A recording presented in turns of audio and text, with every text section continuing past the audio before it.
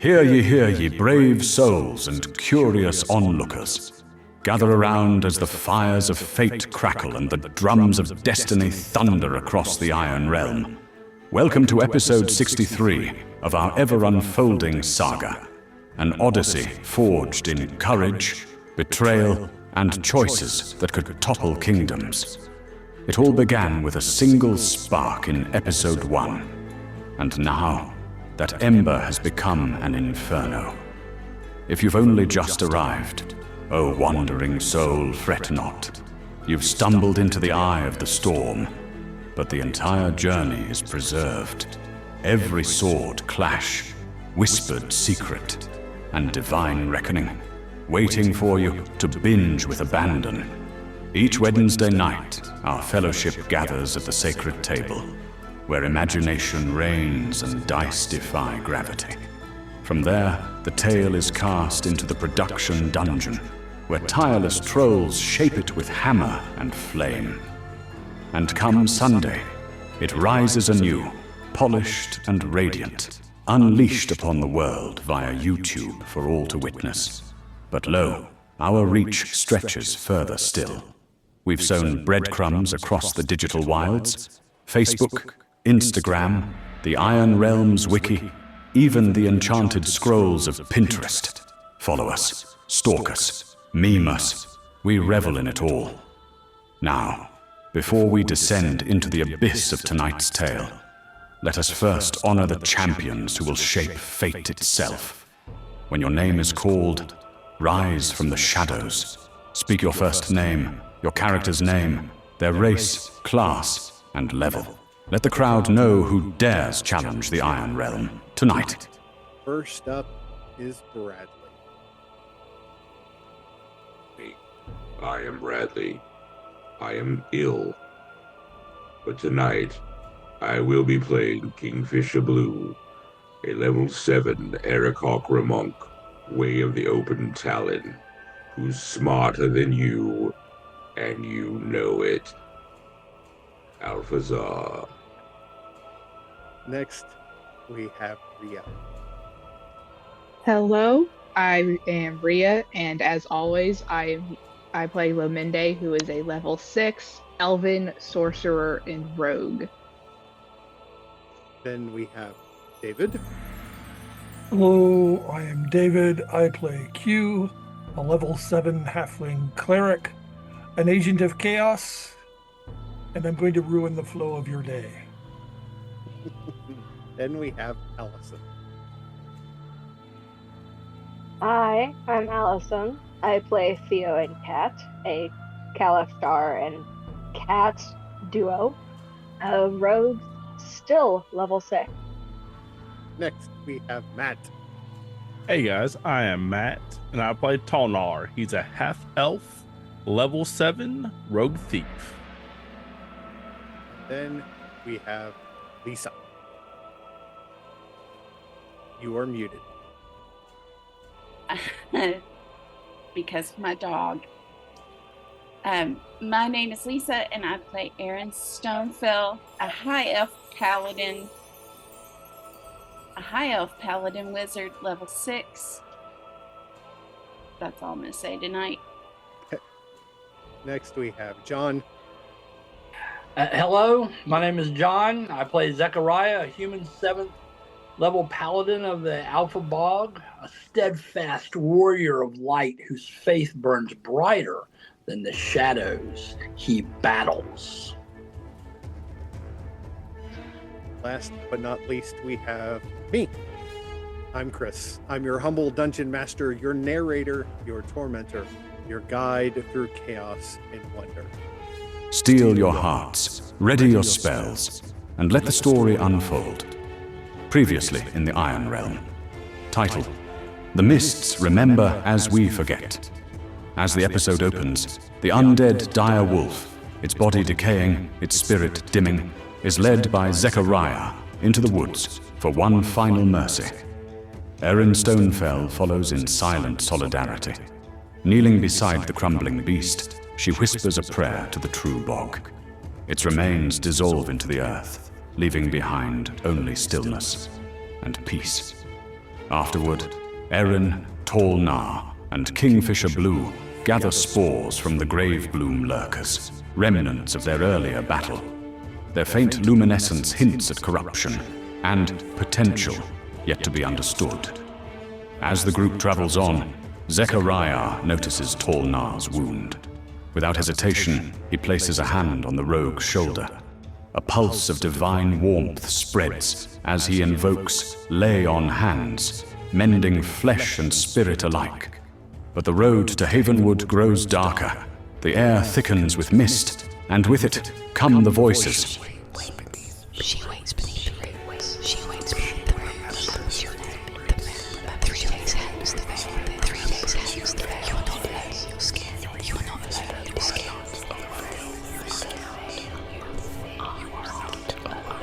scared.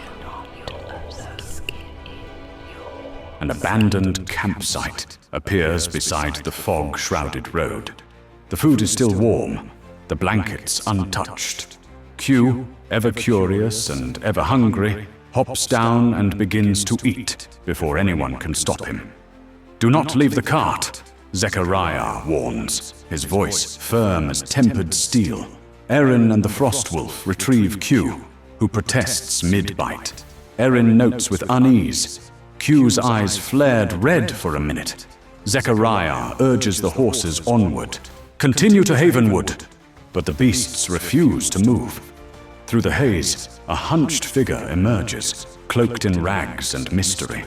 His cart, and in fact his body, are covered in mirrors of all shapes and sizes. "See your truest self, see your truest self," he croons. "I have mirrors galore." Kingfisher Blue, along with Theo and Cat, approach with coin in hand, intrigued by the promise. Zechariah's voice cuts through the mist. "Anyone who buys a mirror, or keeps one, I will break it myself if you do not throw it away."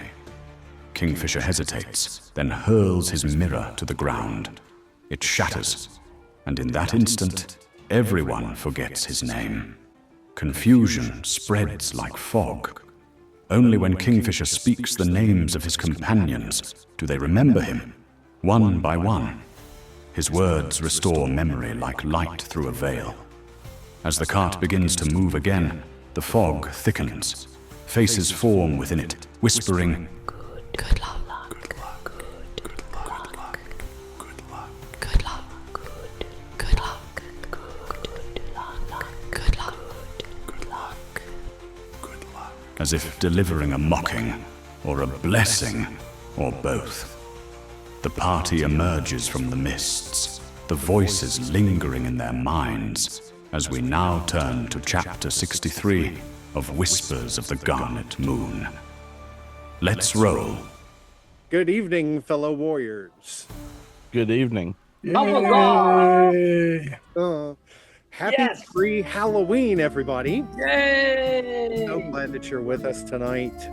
This is a special occasion for us. We get to dress up every once in a blue moon because most of us are cosplayers of one type or another, or support the hobby of our friends and and relatives. And but Halloween is our one chance to be able to do something fun like this and dress up kind of as our characters, maybe not so much, just depending on how we feel at the moment. But glad to see everybody here. Bradley, I am sorry that you are not feeling well tonight, but please take it easy. Tonight is going to be a fun night. It is Halloween, pre-Halloween night, as we are moving towards Havenwood. And as we discussed, I did move the group back just a little bit so that we would start on the map, getting ready to go to the next one. But the preface is that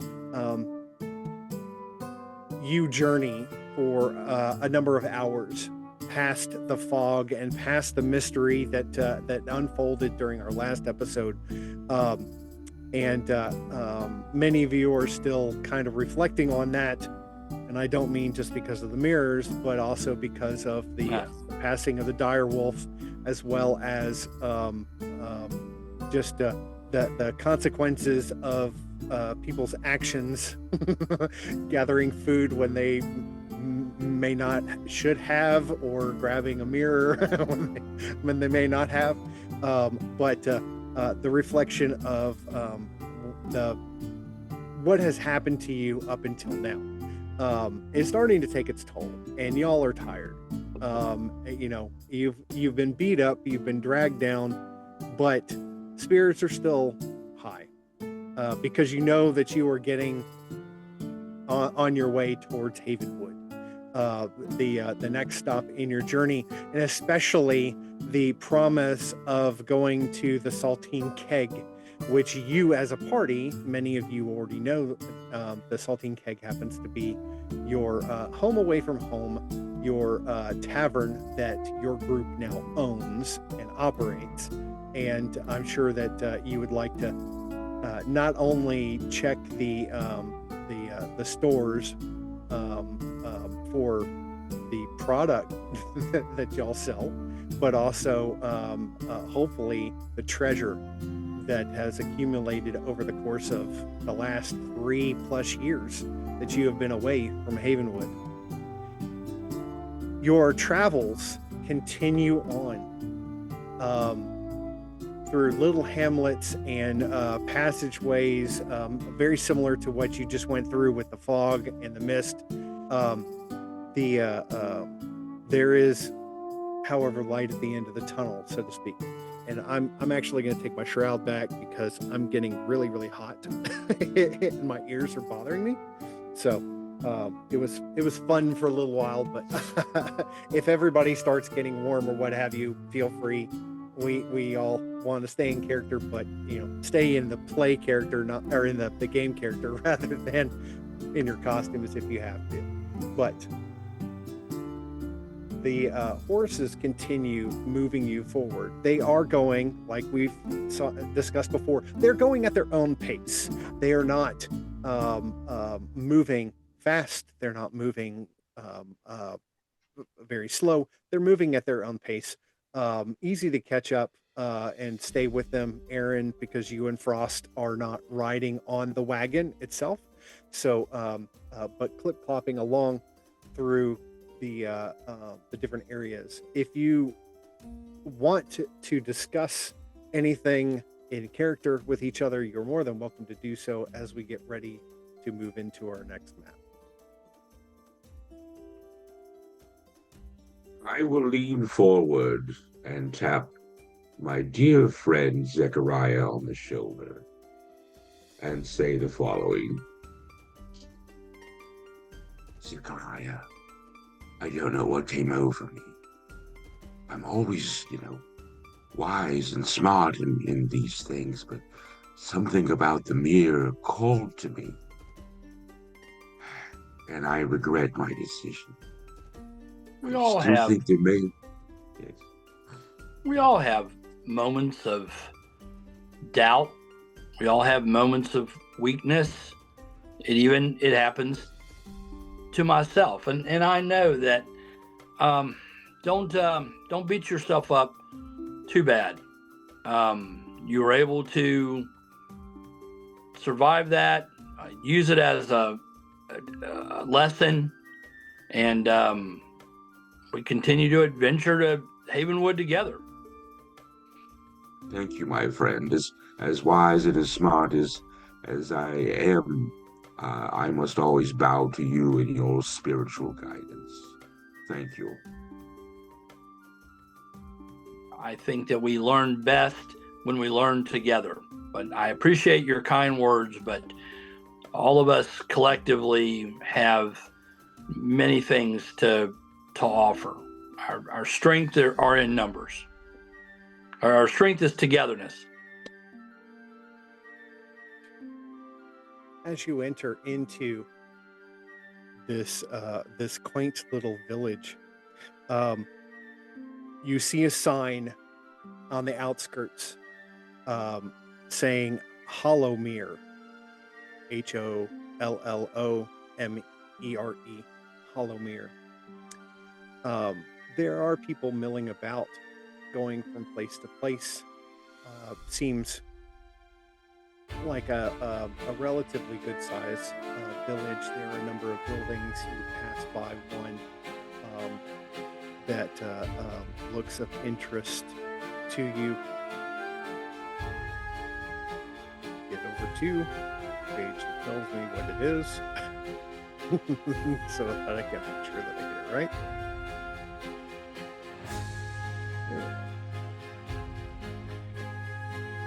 So, first building that you pass by is a house that seems to be of a modest size. It is one level. There is appears smoke from the chimney. The windows are open, and you can hear the laughter of children inside.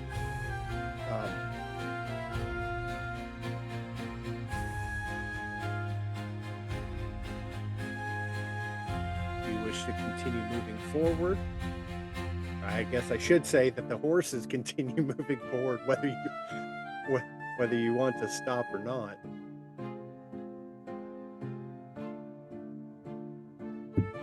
Has Zechariah found anything at all that changes these horses' demeanor or actions? Or can I don't know if animal handling could be a check, but I mean, is there anything that I can try and figure out on how to control these horses? Is what Zechariah would be trying to figure out as we're journeying. So far in your experience, you've not found anything that has been of help to you. Right. Okay. And he's assuming that these horses were instructed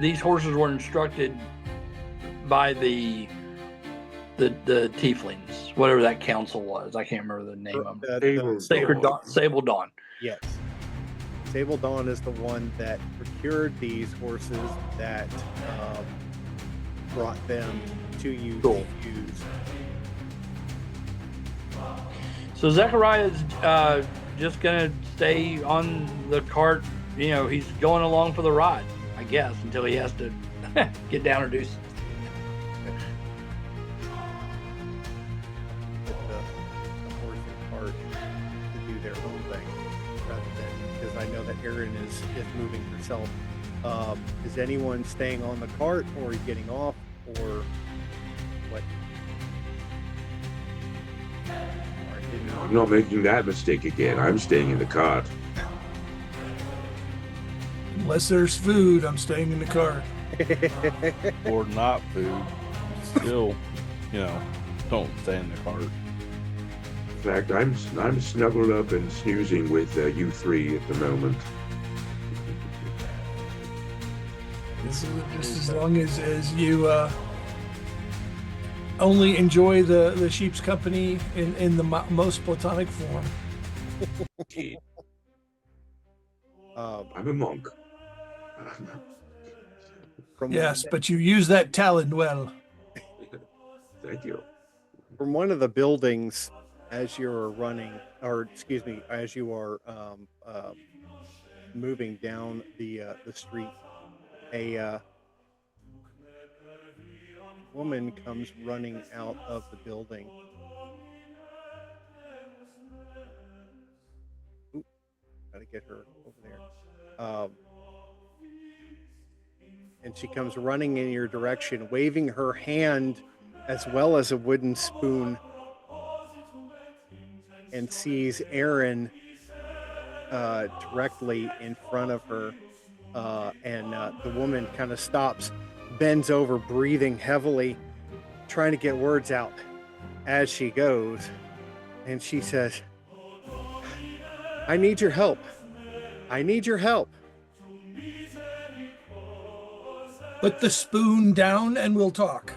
Well, we're nowhere near Allison, but Aaron split the party. What can I do for you, fine lady? Did she really split the party?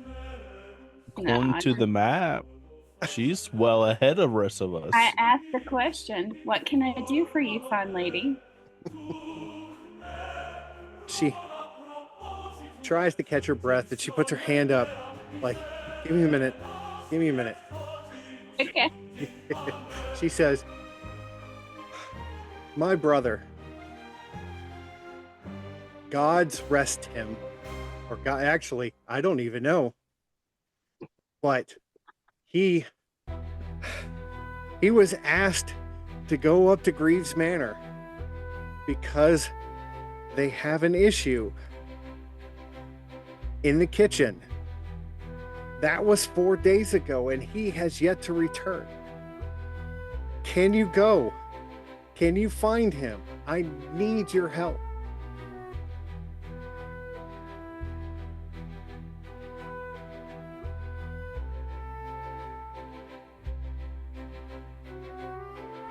Did the rest of the party hear that? Or were they too far away? I mean, they're right on your heels, so everyone roll a perception check to see if you actually heard. Also, we may have all got motion sickness from the dancing cart. The cart was moving down the road and dancing, and it was doing the cha-cha slide. It was not. Anyway, what more can you tell me about what's going on, fine lady? She points over her shoulder and says, Greaves Manor is up the road. Yes. And he went in to go and do a job, and he has yet to return. Okay.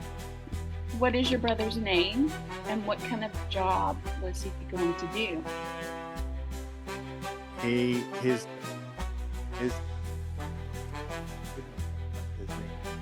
name. His name is Plum. Plum.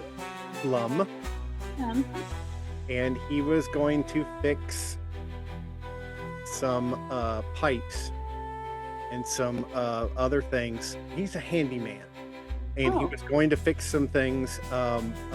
He had left a note that said that he was going up to the house, that he had received a note that he needed to go up to the house. He would be paid, and that there were shutters that need to be fixed and other items that needed to be fixed as well.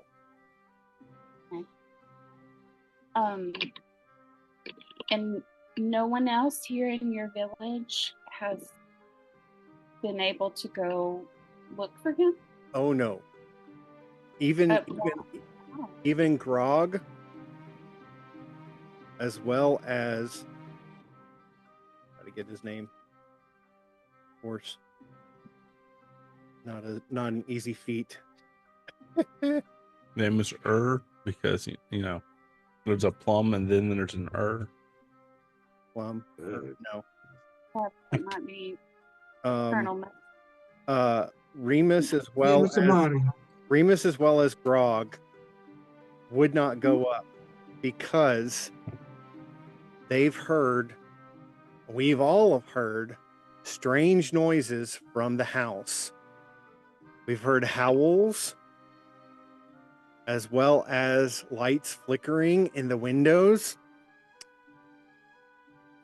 And at night we've actually seen movement in the windows, but everyone is scared to go because the Greaves no longer live. They no longer live. They're undead? She looks at you and says, I really don't know, but we are all scared to go up to the house. Except your brother. Well, he was offered payment, and we all could use the money right now because we are all we are all struggling to make ends meet. I'm a baker, and I make food, but the only people who, I make bread and things, and the only people who eat the food are the people here in the town, and so we don't have a lot of guests. That's why I ran out as soon as I saw your cart, because you're the first people that I've seen in forever.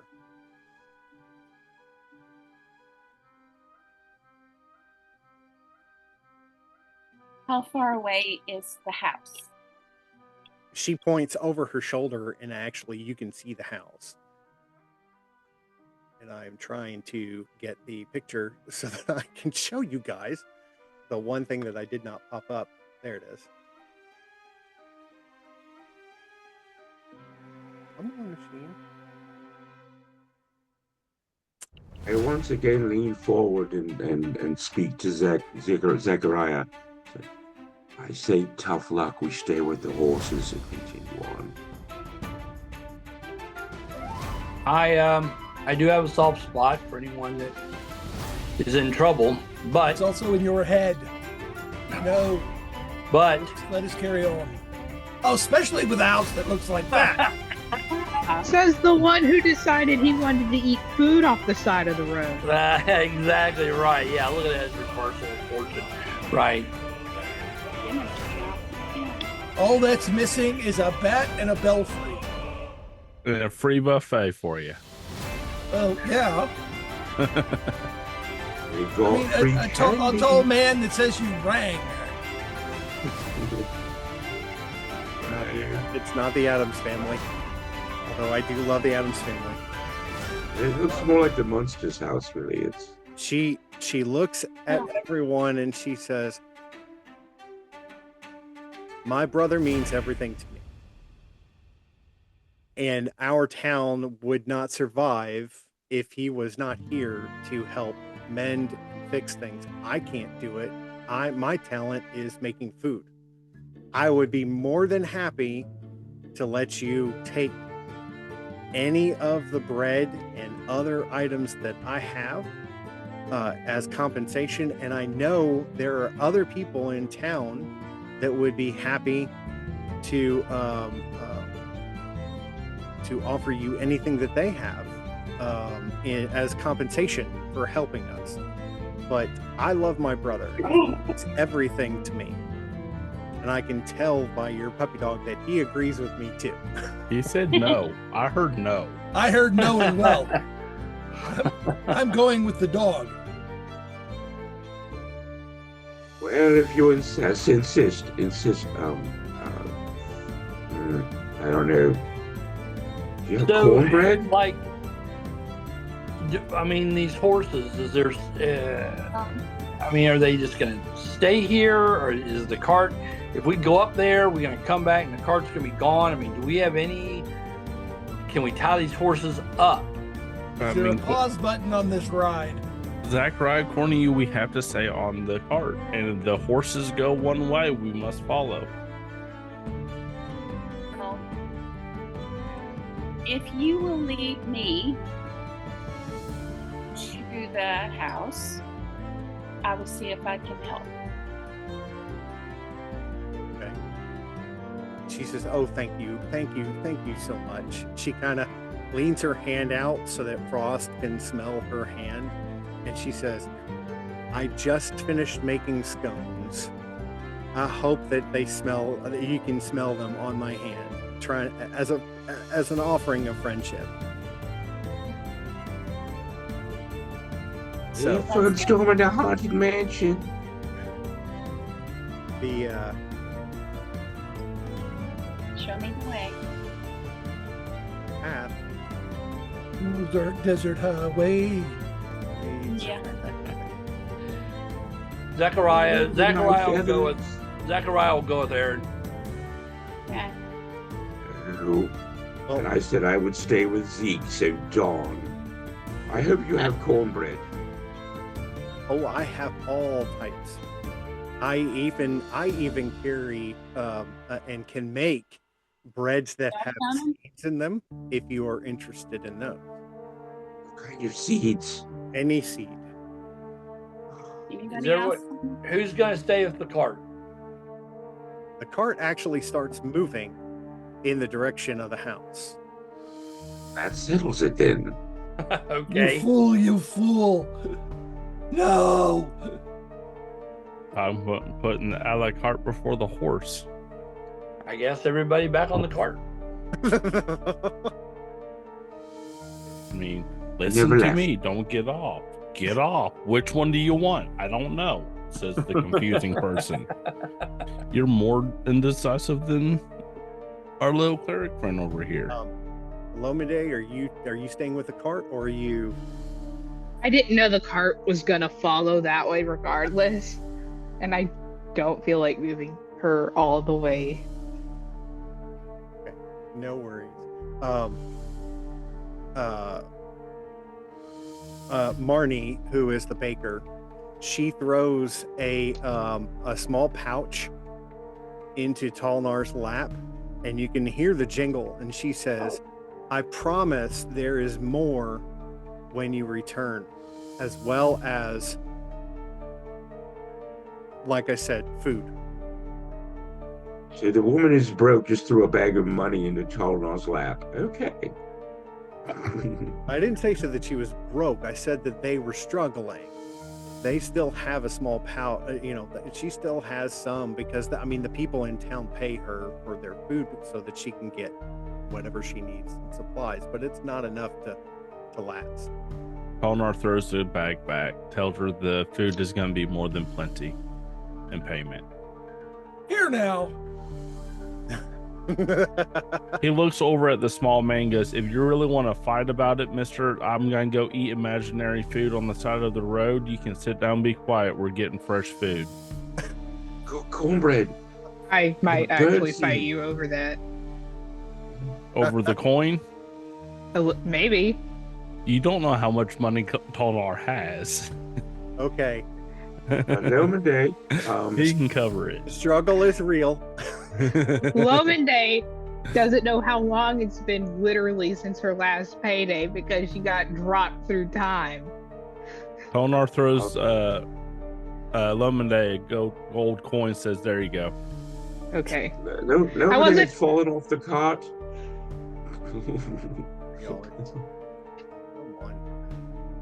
I'll just scoot her.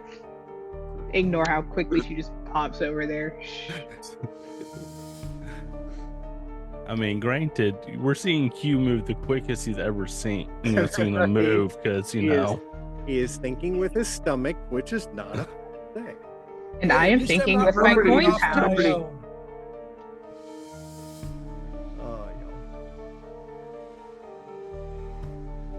So, the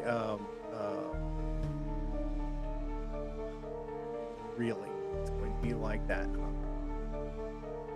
that's the way it is. Ain't that the way it is? Flip it around.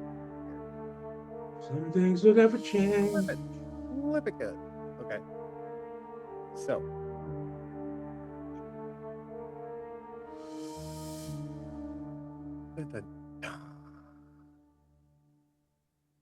What do we do? A spin out on the side of the road? I was sitting next to Lomide, and then all of a sudden the sheep's next to me again.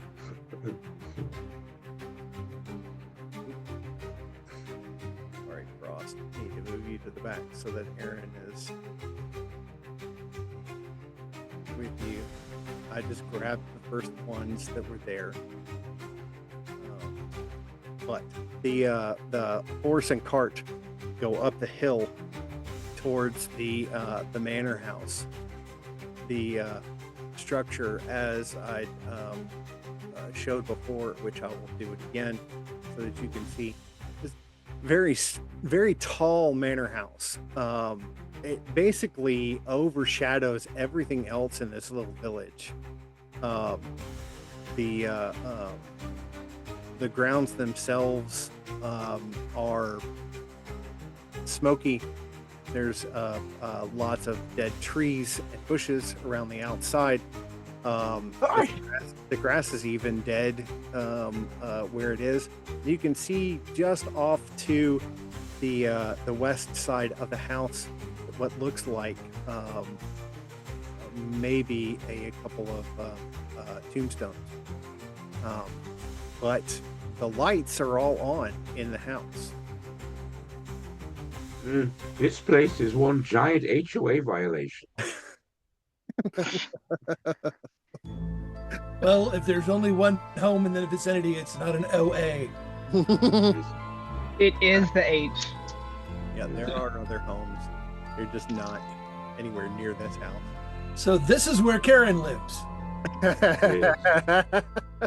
Yeah, she's after everybody else but herself. There sounds is about right. Go ahead. I said that sounds about right. Yeah, all right. As you make your way up the path towards the front of the house, it's dirt, with flagstones all the way up, but the dirt is basically covering up the flagstones. It has not been kept up whatsoever. The front porch area is a set of stone steps that lead up to a double door into. You're obsessed with flagstones. Sir? So you're obsessed with flagstones. I love Everywhere we go, flagstone, flagstone. They wave. Yes, Bronson used to salute them every time he walked into a room. It was amazing. So, What is Relpek's demeanor? What's he doing during all this? he's just kind of watching. Still, Is he getting off the cart with everybody else? he's really, I mean, he hasn't made a choice one way or the other. He's just kind of sitting there for the moment. Theo and Kat and Lominde, please roll a perception check. And Chris, when you get a chance, check their DMs on Discord. I'm now slipped into the DM's DMs. I don't see much of anything. It's a 10. See a house and dirty flagstones. And a dragon under the stairwell. I think that would require a bit more than a 10. Yeah. I got a 3, so I don't see anything. You guys are blind, man. For rogues, we cannot perceive.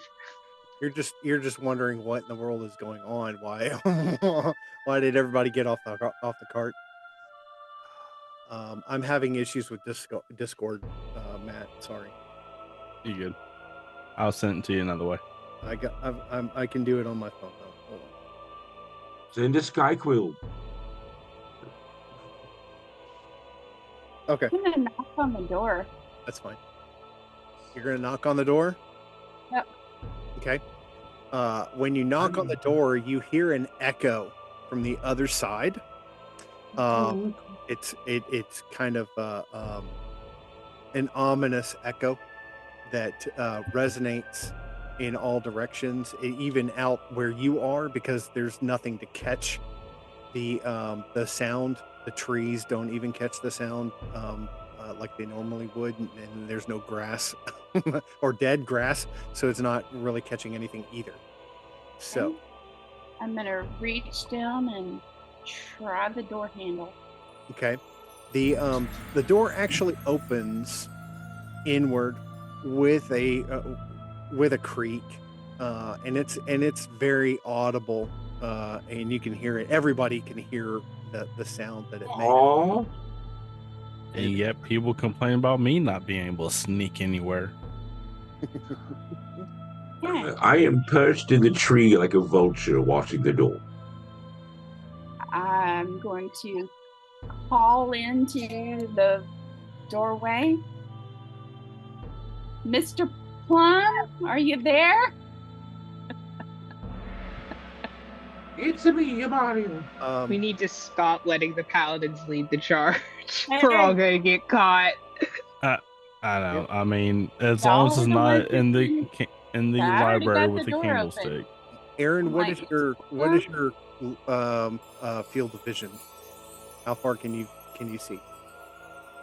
I can't see.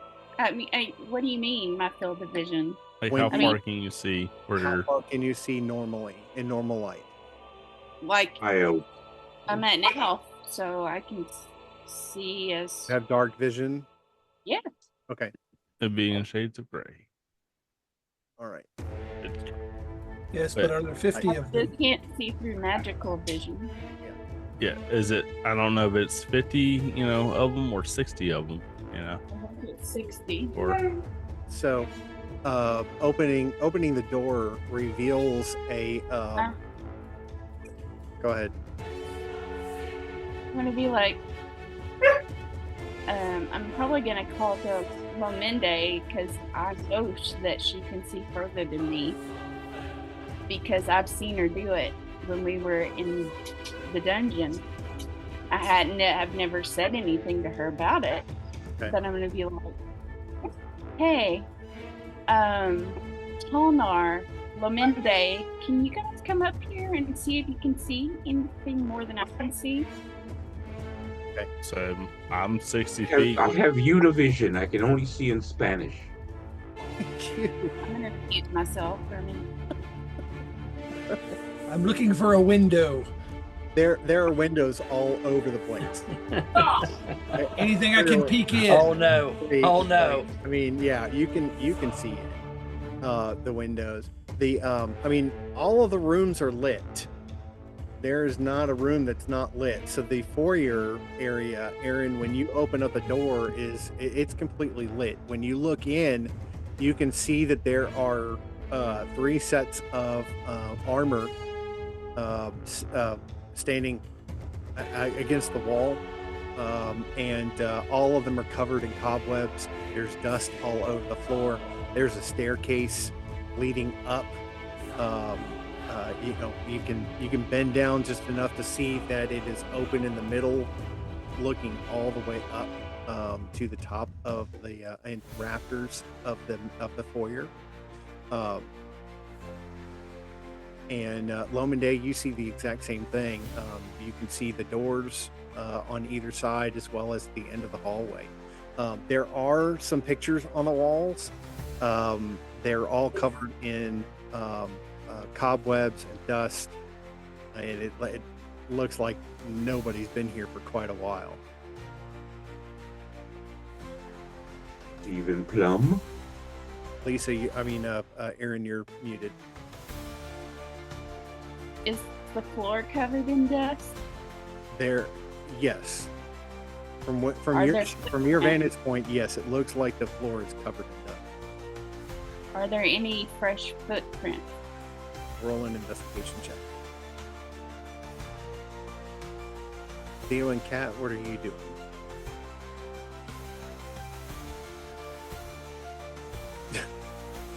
$16. Bear with me. They're in the cradle with the Garnet moon.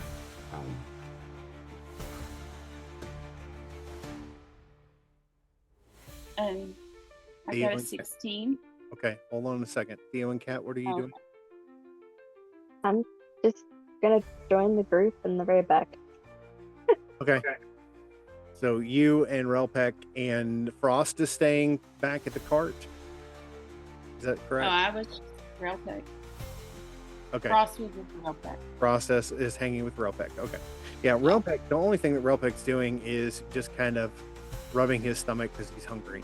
But otherwise, he's really kind of watching all of this, not wanting to engage in anything, but still looking at it. And Q came back.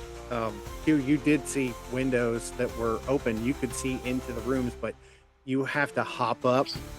You have to actually jump up enough to be able to clear the bottom of the windowsill so you can see into the room. Yes, but did I see any people? Not from your vantage point.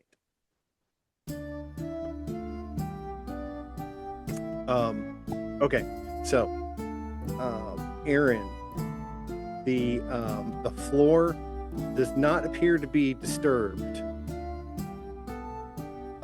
In other words, there are no fresh footprints, but the layer of dust, it doesn't look. I mean, it doesn't look like it's a thick layer of dust. It looks like it's relatively new. I guess might be the operative word for it. Like within the last year, this room, or at least the floor, had been cleaned, and now it has dust on it again. So it's not very thick. Not like when you guys were in Ephered. Not that kind of thick dust. But it definitely hasn't been disturbed in the last 4 days. Not that you can tell. So it doesn't. I'm leaning over to Lominde and I'm like, it doesn't look like Mr. Plum went through this room. None of this dust has been disturbed. Unless his footballs are lighter than mine, in which I highly doubt that. Me neither. Well, Oh now my gosh. it's been disturbed. Well, Yeah. there we go. Roll for initiative. Well, he's gonna be dead for himself. Do you really think I'm going to make you guys roll for initiative this quick? Yes. Yes. I mean, we did on day 1, and that lasted 4 weeks. We're going to spend the next 3 years in this house, so It's gonna be right, exactly right. It's gonna start with this animated armor. Q, That would be me. you're standing in front of 2 doors. There are 2 doors directly behind you leading possibly into another room. Then the staircase, and then there are 2 doors at the far end of the hallway. When you walk in, your footsteps disturb the dust on the floor, but it just kind of curls up in little wafts and then settles back down again as you walk. It just looks like nobody, the maid has been off for quite a while. So to speak. Is there a keyhole or a split between the door and the frame that I can look through? Roll an investigation check. All this and investigating too. Yes. Bold of you to assume it's at eye level for the keyhole. 13. You can see that there is a slit between the 2 doors. It's probably about maybe a half an inch, and then where the doorknobs are, there is a latch, and you can see that they hook together. There is a keyhole as well, but you can see that there is light coming from the other side of the door, shining through into the open hallway. Reaching up, I'm going to grab the doorknob. Try to open it Which way? clockwise. No. As in, are you pushing into the room or pulling towards you? Well, are there hinges on my side or the other side? The hinges are on the other side. Then I'm going to push. Okay. When you push, you open up another room. dun dun dun. Is there a candlestick? It's the billiard room. A gigantic beast comes down, roaring down the stairs, and a clock is screaming at you. No. However, I am not overly impressed with the idea of an animal skin on the floor. Yeah. Who says that's on the floor? Yeah, there is an animal It's flying across the room. Lots of pieces of furniture. There are several shelves. There is a very nice organ in the corner, and It's a liver. there is a rug on the floor, as well as there's several pictures on the walls. I'm going to Here's a gently question, put my Duncan. hand on the keyboard of the organ and push down. Okay. Does it go blat? No, but as you press the button, you disappear. All right, I have a question. I'm in that tree. Can I see through the window What? into that room?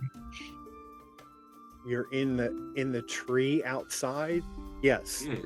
From your Okay. vantage point, you can actually see into the room, and you see Q press down onto the keyboard of the organ. It makes a noise, basically like 5 or 6 keys together, and then Q disappears, like that. Right. I attack the window and attempt to enter that room. You attack the window. Bro, I saw my friend Q disappear, so I'm going to try to enter that room through the quickest means possible. Okay. Break a window. Whoops.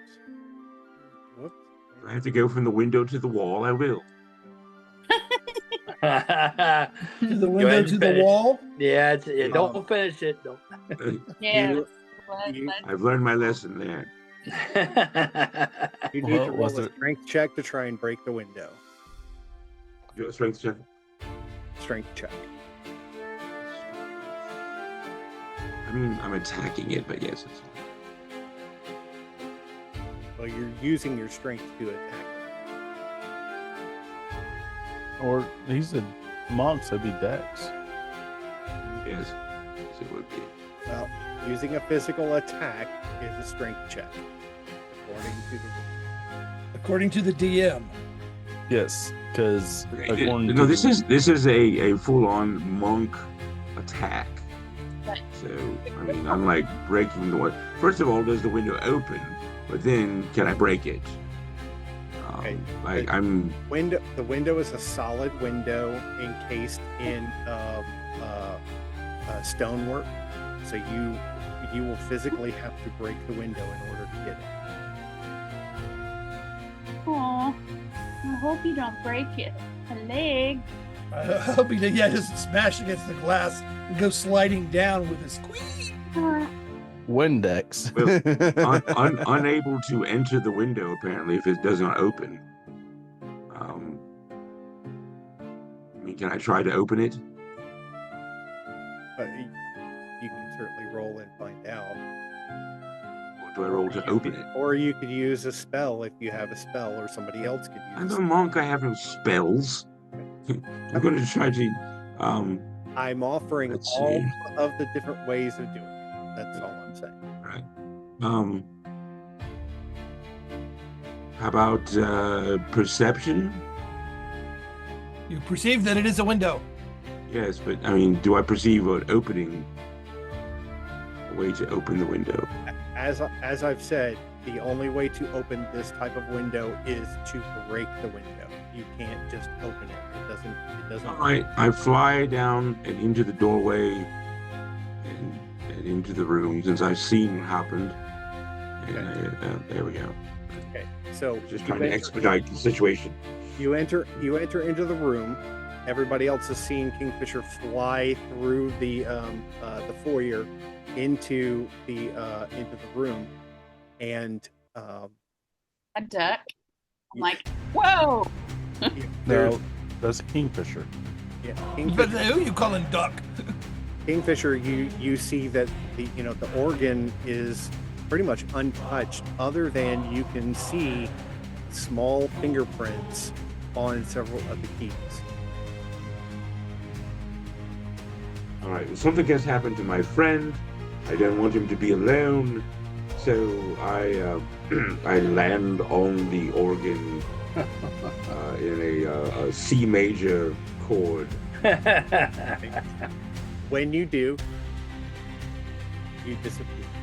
Ah, I'll be right back. Oh man, did Lamende see that, or did yeah, am I who's seen that? that from- Yes, who's from seen that? my- Okay. I mean, I'm in the diagonal. At this point, I've got my eyes on Kingfisher. Like, what is he doing? Omende's point of view, she can see that it's happened because she's right at the door. You're tall enough, Aaron, that you would be able to see over Lomende's shoulder and see the same thing happen. Zechariah, you would not be able to Would- see that. Would she?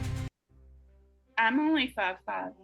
I'm taller Okay. than she Uh, is. yeah, your line way of sight, you taller would than not me. be able to see that either one of them disappear, but Lominde definitely would. And Yeah. um, Flamingo's like Zechariah, you would not be able to see it.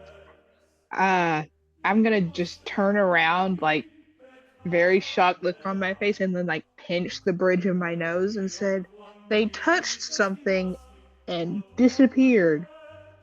both of them. That's Both what I'm of gonna them. Both of say. them. Good Lord. This is why And you don't split the party. I'm gonna go. Good Lord, Zachariah. We need to get child leashes for these people. I'm gonna turn to Zechariah and Like, said, "How have you dealt with this for so long? I feel like I want to rip my hair out." and I'm gonna call Stoic- back out. Stoic Door. silence. Stoic Like- silence. Mostly stunned disbelief. I'm just I'll going. obviously go into the room and I'll start yelling for them. Okay. I'll start yelling for Kingfisher and for Q. And I'm just stepping to the door and I'm saying, Polinar, Theo and Kat, you'll never believe what Kingfisher and Q did. I look at Of Aaron. course, What? they went over to the organ, tapped some keys, and now they've disappeared. That tracks. Yeah.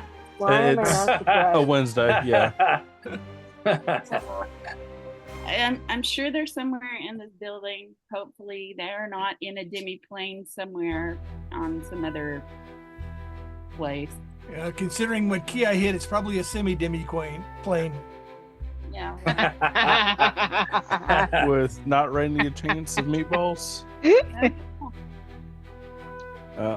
When Tolnar crosses over the threshold, he will snap his fingers like,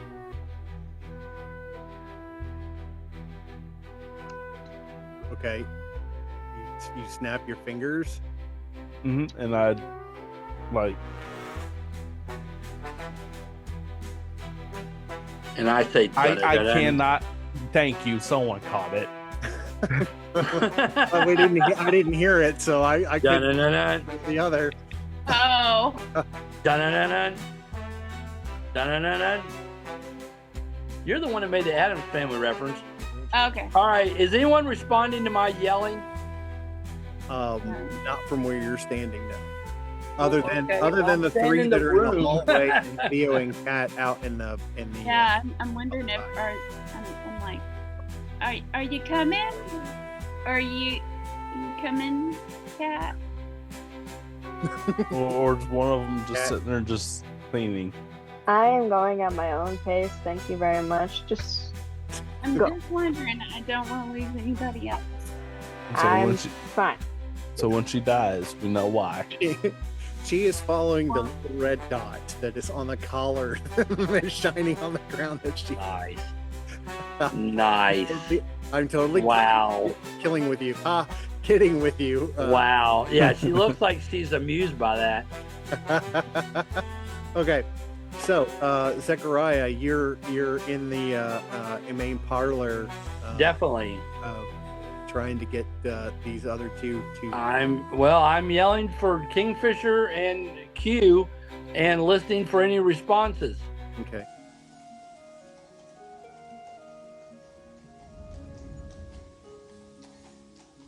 In the Iron Realm, every journey begins with a choice, a path, a steed. From mossy glades to gilded towers, Realm Rider Transit Guild carries you swiftly, safely, splendidly. Choose your pace, a donkey for the rugged trail, a carriage for comfort and charm, a skyborne dirigible for those who dream above the clouds. Founded by Sir Garrick of the Seven Saddles, Realm Rider blends magic and muscle, offering enchanted root stones, bonded beastmasters, and bardic entertainment for the discerning traveler. Book your passage at any Realm Rider waystone, found in taverns, guild halls, and market squares. Your route sigil will glow when your steed arrives. Realm Rider Transit Guild, From cobblestone to cloud, your journey, your steed. 6 years running, Grain Soak Ale reigns supreme in the kingdom of Ethukoth. Crafted by the Grain Soak brothers in small batches, originally served only at the Dusty Kettle Tavern in Balastar VR, now served across the realms. A wine is just a wine, but an ale is a brew. Grain Soak Ale, now served across Ethukoth and Astarag. Not sold in a Falmouth. Drink responsibly, not suitable for halflings, gnomes, or fairies.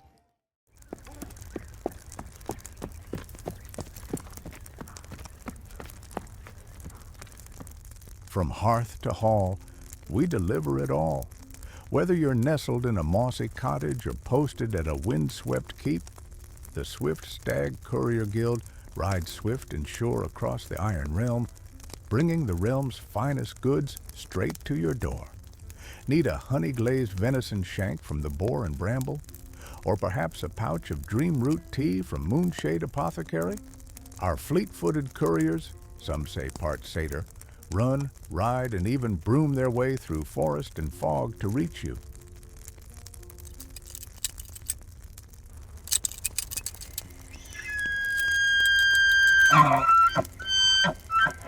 From enchanted combs at Velvet Antler Emporium, to cinnamon knots fresh from the Soot and Spoon, to wax-dipped candles and ink vials from Glimmerwick Provisions, we partner with the best, so you never go without. Deliveries within 5 leagues of any major town or guild outpost. Rush orders, just 1 silver more. But beware, dragon sightings and magical storms may cause delays.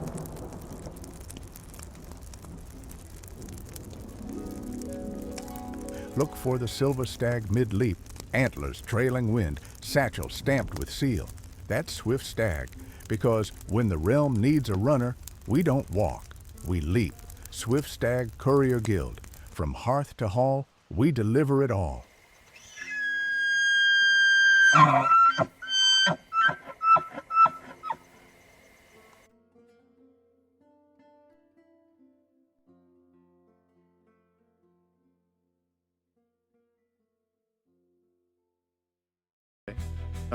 Q and Kingfisher. There is a moment of electricity that runs through your body. Shocking. Just a tiny bit. It's almost like My. like a hand buzzer when someone shakes your hand. You know, as a kid, the little joy buzzers that they used to have. That's not the kind of hand buzzer I thought you meant. But your body just kind of, and then you can hear noises. You're in another room, but there is no light on at the moment. It is completely dark where you are. People have said that about me for years. The lights are on, but nobody's home. Q, can you hear me? Can I hear him? Yes, he's standing next. I can hear you. All right. Or towering over you, so to speak. Let's find some light source, shall we? Okay. As you say, as Kingfisher, as you say lights, the room that you're in actually lights up with a fireplace and Alexa, thank you.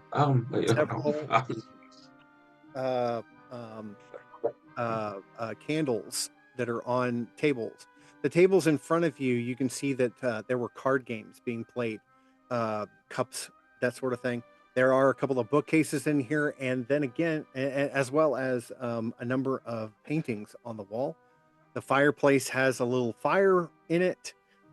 It flickers for just a few minutes, and then it goes out, but the room remains lit. Now, if these dishes and candles start dancing and singing, I'm out. I'm looking at the cards. Are any of them aces and eights? No, but they do have the Iron Realm logo available on our shop. The cards, yes, which you can actually pick up. Nice product placement. Nice store. So anyway. Like a T-shirt with my face on it. Okay. So Kingfisher Blue and Q, you are in a room that you have no idea where this room is compared to where the rest of your group is located. So Talnar, Lominde, and Aaron, and Theo, and Kat, and Zechariah, what are the 5 of you doing right now? Well, Tolnar's sneezing every so often. Okay, because of the dust? Mm-hmm. Okay. I'm continuing to yell out their name at the top of my lungs. Okay. Aaron, what are you doing?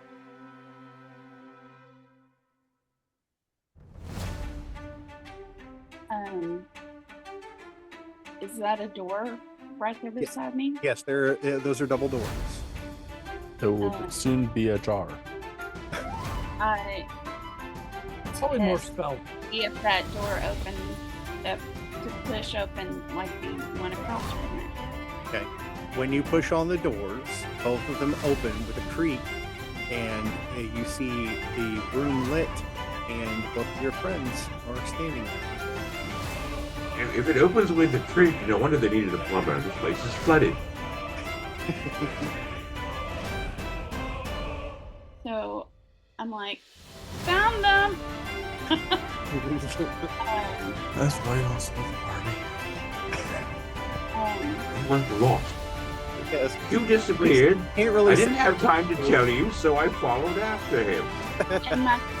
I asked, I said, Kingfisher, where exactly did you show up in this room?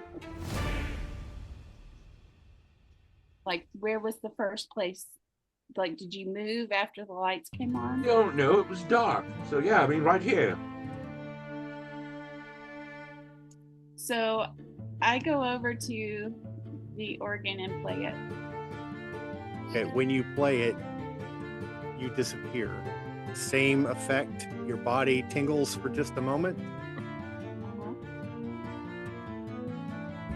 and you reappear standing next to Kingfisher. We need about 20 minutes to play this organ. Cool. That was fun. See? Told you. It's gonna be all fun and games until we touch something and a pit door opens up under somebody's foot and there's spikes. Wow. Okay. Fatality. I'm gonna try pushing on this door. Okay. Pushing on the door, they both open with ease. Still, again, a little bit of a creak into what appears to be a kitchen. There is food sitting on a table in the center of the room. There's several barrels in corners. There are shelves around the outside that have cookbooks and other utensils and things like that on it. Everything is covered in cobwebs and dust, including the stove, although one of the stove eyes appears to have been cleaned off completely, and looks like Those have eyes. may have been used. Does the food have dust on it? The food looks fresh, but it is covered in cobwebs. And there's a layer of dust underneath the food, but for all intents and purposes. Pardon? Quick, somebody go grab Q by the back of the neck. Make sure he doesn't eat any of it. Is that what you're trying to say? You just walked right into the fireplace. Burn, burn, baby, burn. Let's go. Burn. Can I cast detect magic? Of course. Okay. Go to my spell. You only detect Dr. J. Well, what if we want Dr. Dre? I forgot about Dre. Dr. Ruth. So Although you, Dr. Seuss is fun. so you've done detect magic. Yeah. Okay. What wood did you roll?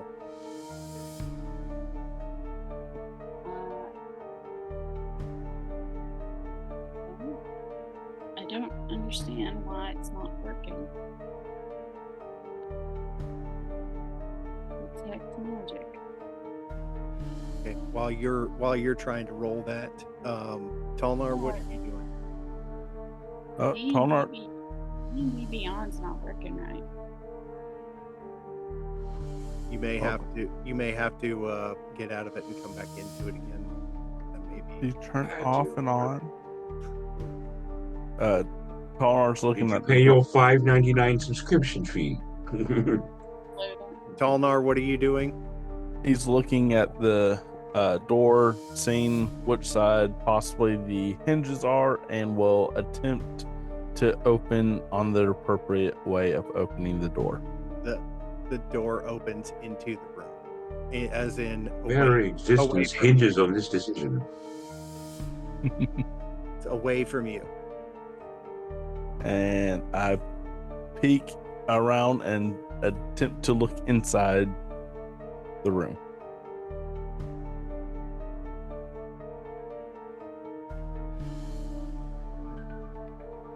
You can see that there is what appears to be a table with a number of chairs, or benches around it. There's cobwebs. What up, benches? There's some food on the table. Benches?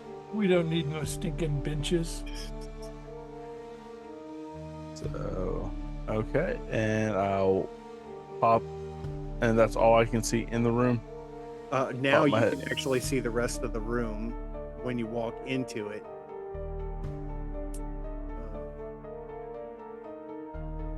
It's really odd that the dining room does not have a way into the kitchen.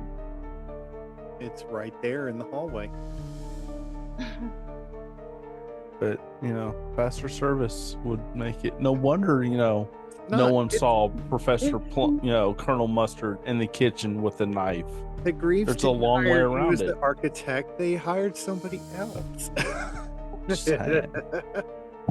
So, Tolnar, what you see in the room is a group of tables that have been pushed together.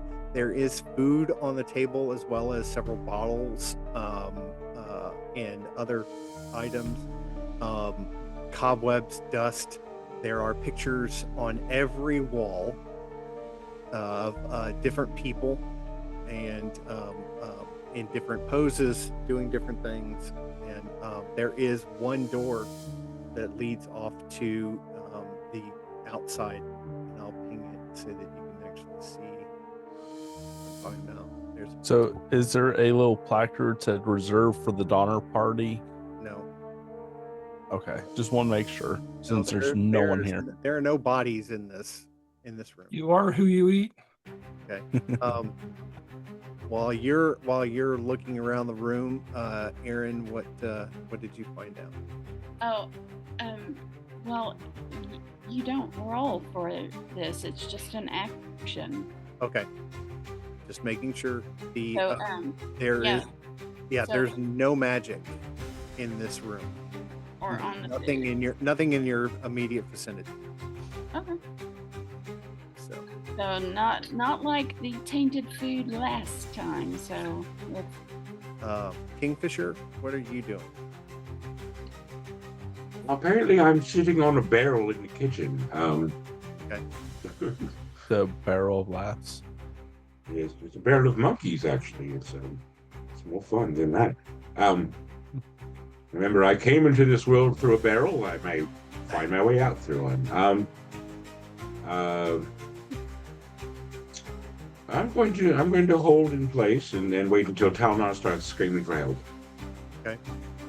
Zechariah, what are you doing? Meandering around in the kitchen at the moment, just Is that and this is a door right here north? Yes, there is the door leading off. Zechariah and Kingfisher Blue and Lomondé, since you walked into the room, all three roll an investigation check. Okay. There's a bird napping and 2 human napping because no one saw him coming. I fall asleep on the barrel. How about a fail, and Kingfisher and I both fumbled. Both, and I got a 9. We crit failed our investigation check. Yes, we both rolled a 1. Yeah, I'm not pulling out the crit sheet for that. Well, good. Because it's not an within fighting. Apparently, yes, Kingfisher and Zechariah are investigating each other. It was Mrs. Scarlet. Okay, I got a 9. Okay. I got a 9. Not much better. I'm supposed to be good at this. Lomondé, you can smell the faint smell of flour in the room. It's pungent, but it is not. There's nothing. There's no bread in the room at all. You're smelling the smell of flour. That's the yeast of our worries. And there's no way that it's fresh. Like if I'm smelling it, it is very fresh. But it's pungent. If it is pungent, it is fresh. Well, what I'm saying is, do I see any flour in the room? Flour in the room with us. Roll for perception. These guys are about to go in jail. Okay, 14. 14. Yes, you can actually see on the floor, directly next to where Kingfisher is sitting, where that bookcase is, that there is flour on the floor that's mixed in with the dust, and you can see the very faint outline of footprints. Okay, I'm going to point this out to the people in the room quietly. I'm just going to tap on Zechariah's shoulder and point what he wants to I'll do. See. Yeah, I'll look and see what she's pointing at. Okay. Zechariah, on the floor, you see mixed in with the dust that's there, that there is the what appears to be flour and the very distinct outline of footprints. They're going through the door? No, they are right there at the cabinet. It's the shelf that's right here next to Kingfisher. Okay. Okay. Did you see the ping? Yes. They're right there in front of it. Excuse me. Having been pointed this out, Kingfisher will start pulling cabinets, things like that in the corner. Okay. As you do so, you disappear. Yes, I was anticipating that eventuality. Stop touching things. Stop. Wow. I'll start the refrain again. Kingfisher, can you hear me? I start yelling at the top of my lungs. Okay. Kingfisher, from where you are, you can hear the faint sound of Zechariah. But he sounds like he's below you. All right. Else in the house. I start stomping. You are not flying. You're firmly standing on the floor. Yes. But you are not. So I start stomping on the floor where I hear the voice coming from. Okay. And yell at the floor. I think I'm upstairs, Zeke. Okay. Theo and Kat, you actually can hear the stomping from where you are. And it is above your head.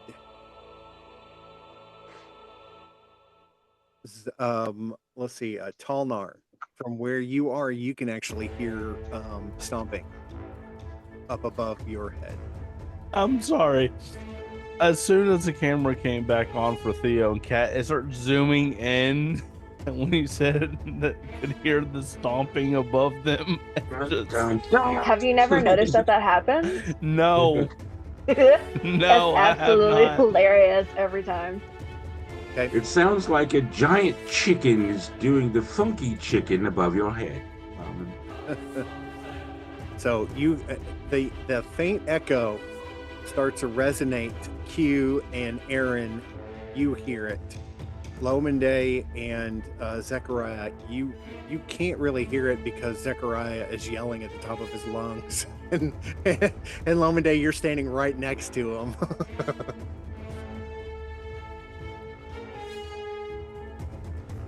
Well, since Talnar's also near, said door that was previously pointed out, he will attempt to open the door the proper way. Okay. It actually opens in. So now it's in a jar. And I pop my head in. When you look in, you can see that this is a back porch that has remnants. I didn't put them in, but they have remnants of broken chairs and other things. You do see that on mixed in with some of the other broken pieces of chairs and stuff, that there are what looks like the tattered remains of a jacket or a cloak of some kind.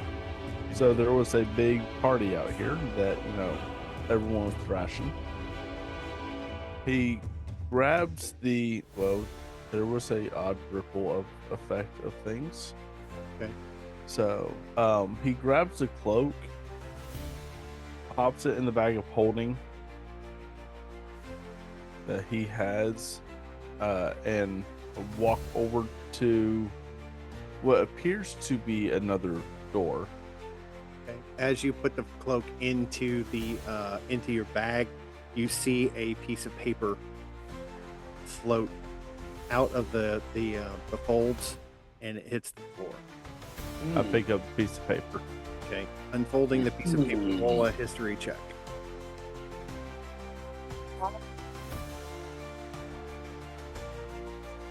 19 flat. 19.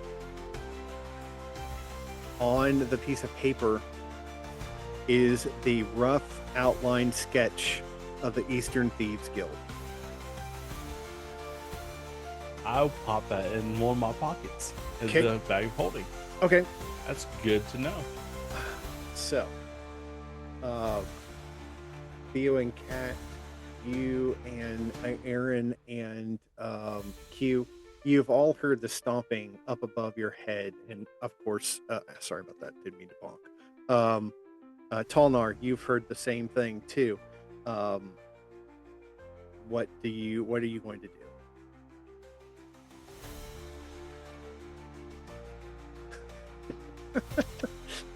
I want to run up the stairs. Okay. Q is already running up the stairs. Anybody else? If I pull back away from Zechariah, could I also hear the noise upstairs? You would have to walk into the other room where is standing in order for that to happen. Yeah, I am obviously waiting for a response. I mean, I'm not just constantly yelling. I mean, I'm yelling and then listening, right? You eventually do hear, but it takes several minutes for the ringing in your ears from you yelling out his name to dissipate in order for you to be able to hear the stomping. But you can hear it too eventually, and it is above you.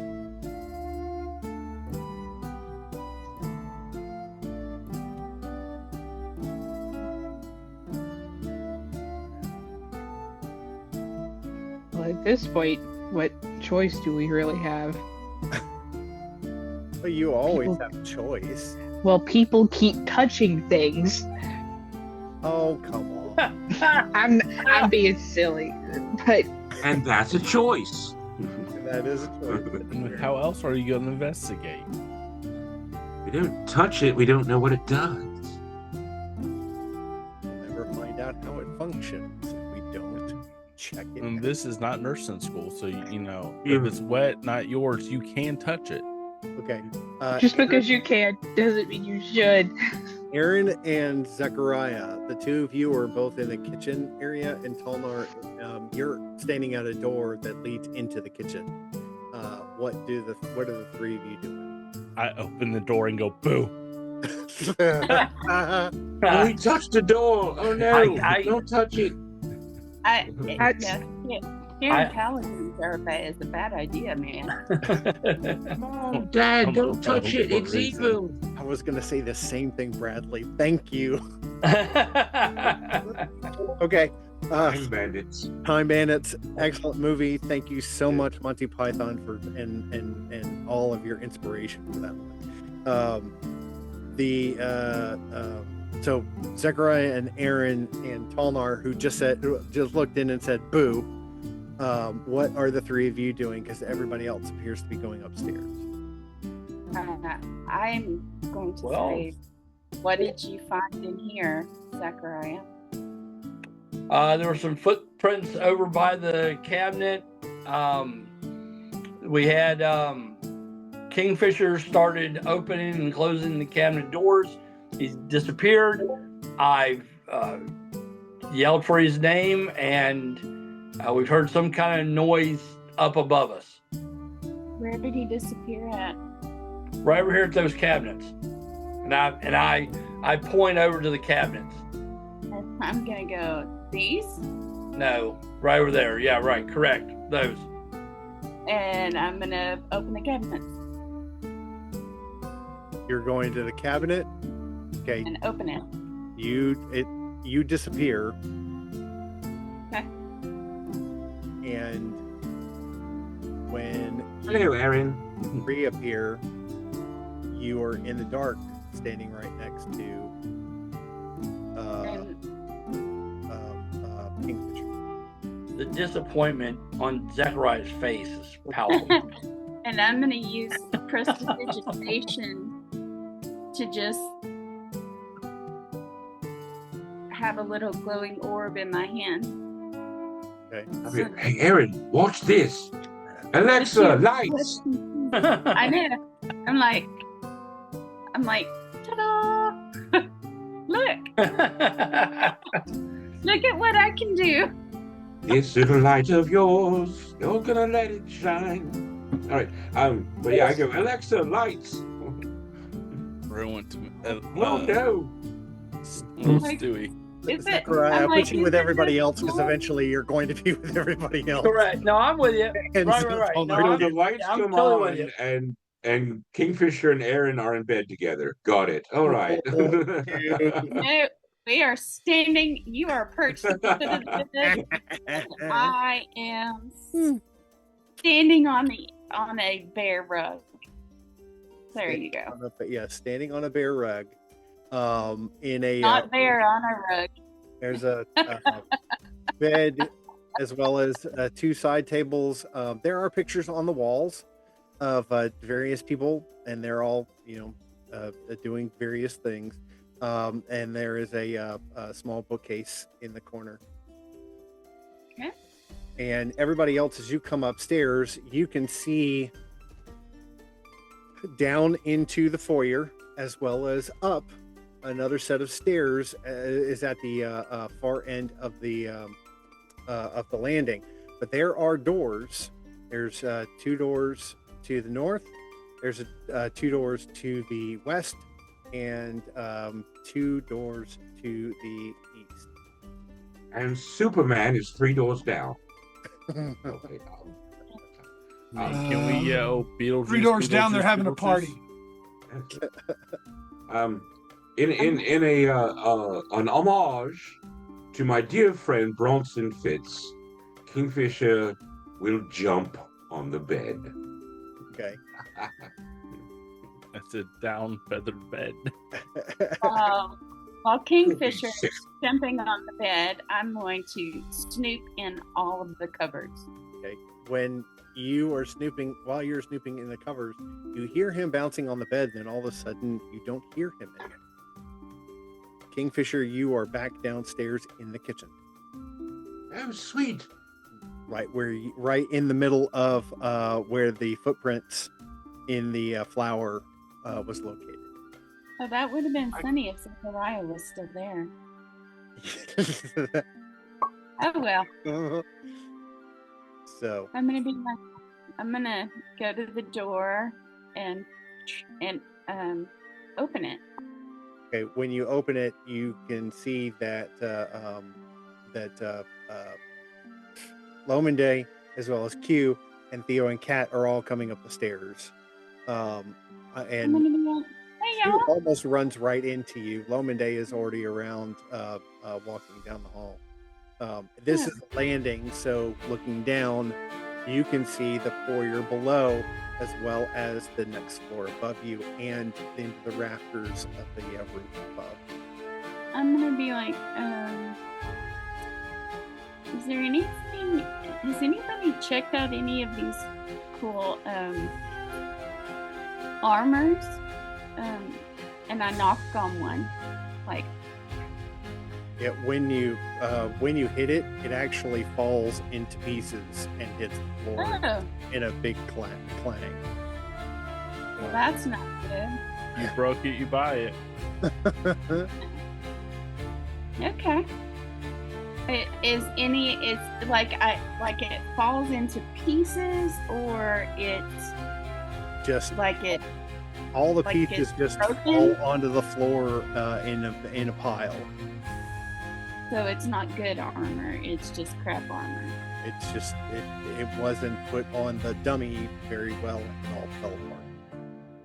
So, should I do an investigation check to see if this is something I want to throw in the bag of holding? You are more than welcome to, you can roll and find out. Could I try to open the door that I'm standing directly in front of? Of course you can. Yeah, there's not a alchemical circle inside the chest plate of the armor. I'm actually going to do this using Mage Hand. Okay. Which is just an automatic cantrip. It's not a thing I roll. The door opens with ease. Looking in, you can see several benches. You see a piano. You see what appears to be a harp and a like a guitar and possibly a flute. Oh no! Oh no! This gives Holnar's a flashback. My investigation check was 25. 25. This is crap armor. Okay. It's so old and rusted. It hasn't. It's not used for much for anything other than target practice. Oh no! Quick point. Arrow holes in it. Yes. What you got? I'm going to transport back up to the bedroom. Okay. And I'm going to set my bowling bag on the pillow and go inside because I need to get some rest. And I will bid you a farewell till next week. Until we see you again, have a wonderful evening. Feel better. Please feel better. Thank you. Alpha Zog for the Iron Realm. Alpha Zog! And happy Halloween. Oh, yes. Some of us need to pick up the bowling bag. Yes, please. We'll have to pick up the bowling bag. Lominde, when you walk into the room and you start to walk towards the instruments, the piano begins to play. The organ begins to play. The guitar begins to play, and so does the flute. And they start to lift up off the floor and start to move around kind of up and down, and they start playing a very haunting tune. Hello, Mr. Tallyman. Oh, cool. Man. No. I was gonna touch it, but it seems I don't have to. Roll a history check.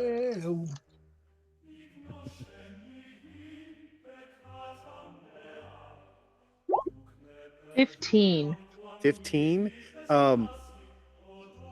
The tune that's being played is not a very well-known one, but it is something that you remember.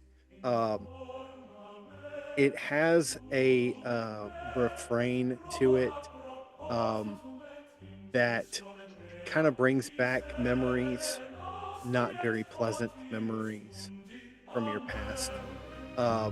And then as you're standing there, all of a sudden, all of the instruments just fall to the floor and stop making noise. I'm gonna jump a little bit when they drop, and then kind of back out of the room. Like, I'm not even gonna turn around. I'm just like going to continue facing that way and just scoot back. As you do so, your heel on your left foot catches on something and you fall to the floor. Rolling an investigation check.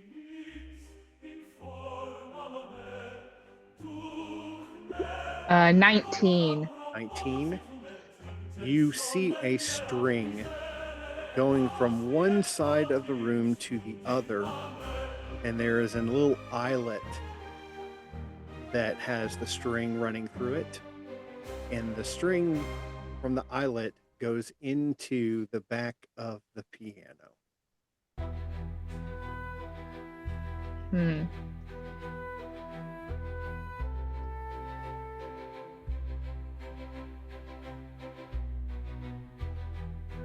Okay, while you ponder that, we'll go on to the next.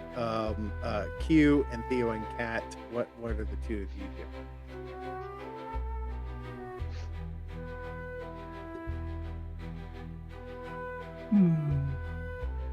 Curiouser and curiouser. I seem to be locked up. I will be with you momentito. Okay. We'll only wins tonight. While you're getting back into it, Theo and Kat, what are you doing? Well, just gonna use SQ. I'm a little bitty. You can step over me. Jumps on top of you. Yeah, I could step right over you. Oh, and he fell into the jumps foyer. over. You just fell into the foyer. You He's might rolling that one. There you go. He's either a thumbs up, thumb Hey, on me. whatever 9 lives. 1 has 9 lives. The other one, only 1 life. Only As 1 life to live. As I'm right in front of a door, I want to go through it.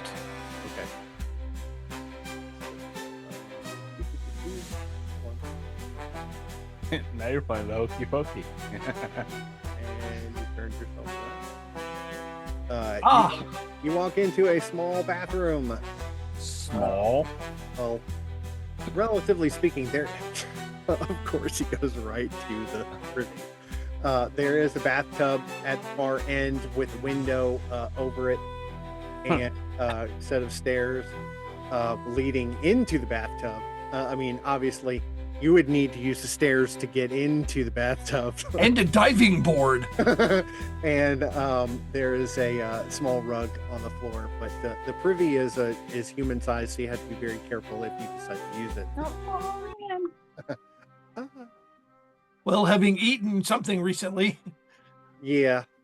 I mean, if you need to go, you need to go. Do I need to shadow this out so you can go?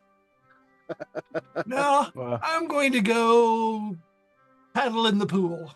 Okay, you're gonna go into it. It's actually empty, even though this picture shows that it is got water in it. It hasn't been used in quite a while, so there is a thin layer of dust on the bottom of the. I'm going to look under the bath mat. Our new Drake from State Farm is going to pop out soon.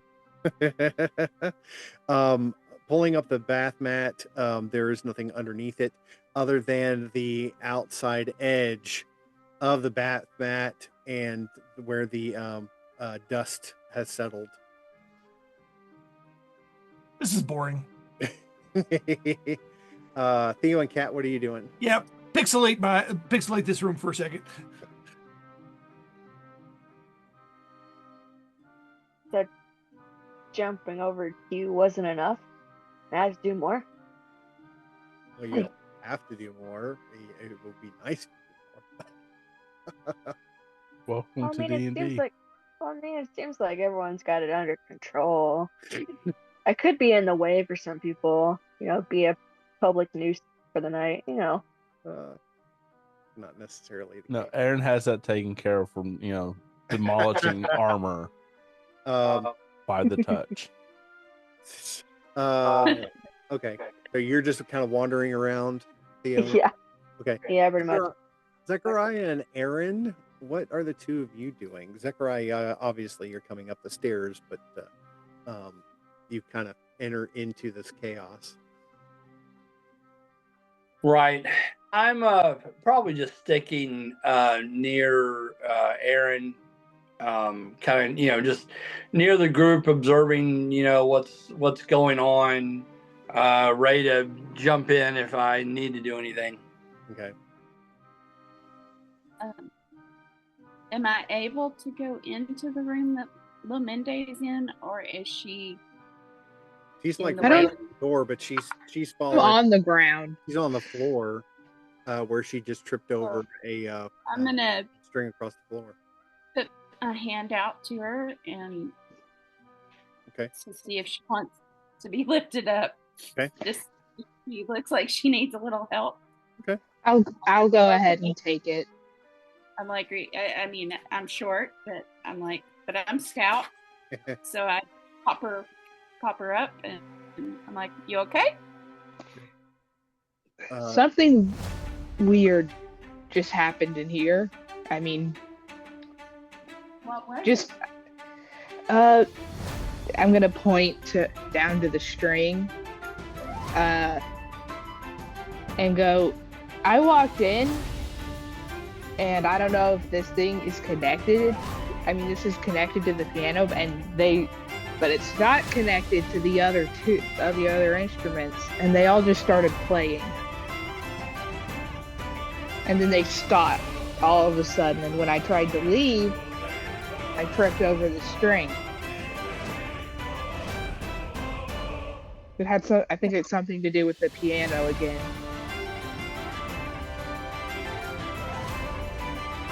Where were you in the room when the music started playing? I'll just go ahead and ping it. I was right in the... Oh, so now you don't want to ping. It's right in the middle. So And I she's there go when the music right died. in the middle of the room, like right here. Yes. Okay. Does anything happen to the string when I stand here? Like, is it weighted? Like, is there a pressure weight or something on that string? Do you feel any changes? Roll an investigation check. Which one of us? You, there. You's not here no more. We have you three.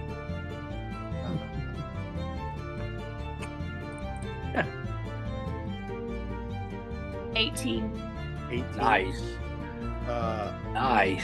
When you look at the floor,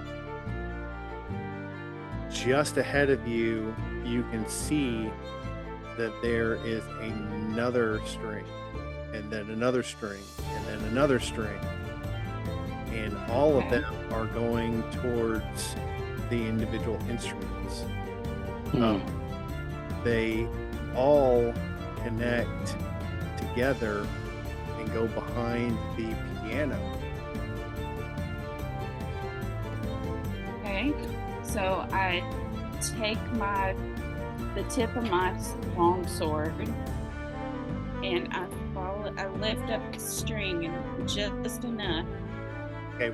I show it Monday. Just when you do that, all of the instruments fly up off of the floor, and music starts to play. Is it the same music that Lomende heard? Yes. And when I let go of the string, what happens? All of them fall. And the music stops. Yeah. Zechariah, while you're standing there, all of a sudden below you in the hallway, below in the foyer. To it, get rid of that. You see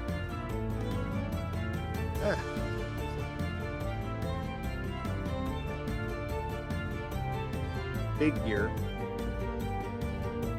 in a white, what appears to be white outfit. Is it a white sport coat with a pink carnation? No.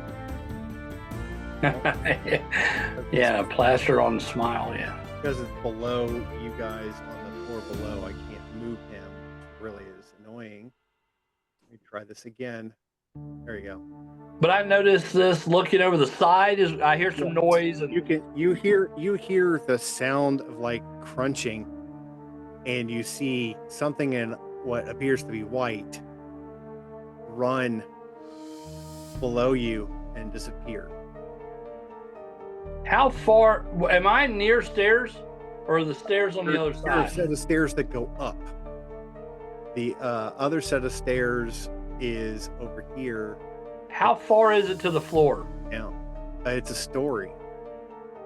So you're talking a good 8 to 10 feet, but this is also a foyer, so it's a little bit taller than that. So it's a good 12 feet. I'll yell out to, I'll say, Tonard, Q, something is below us. And I'll start making my way to the stairs.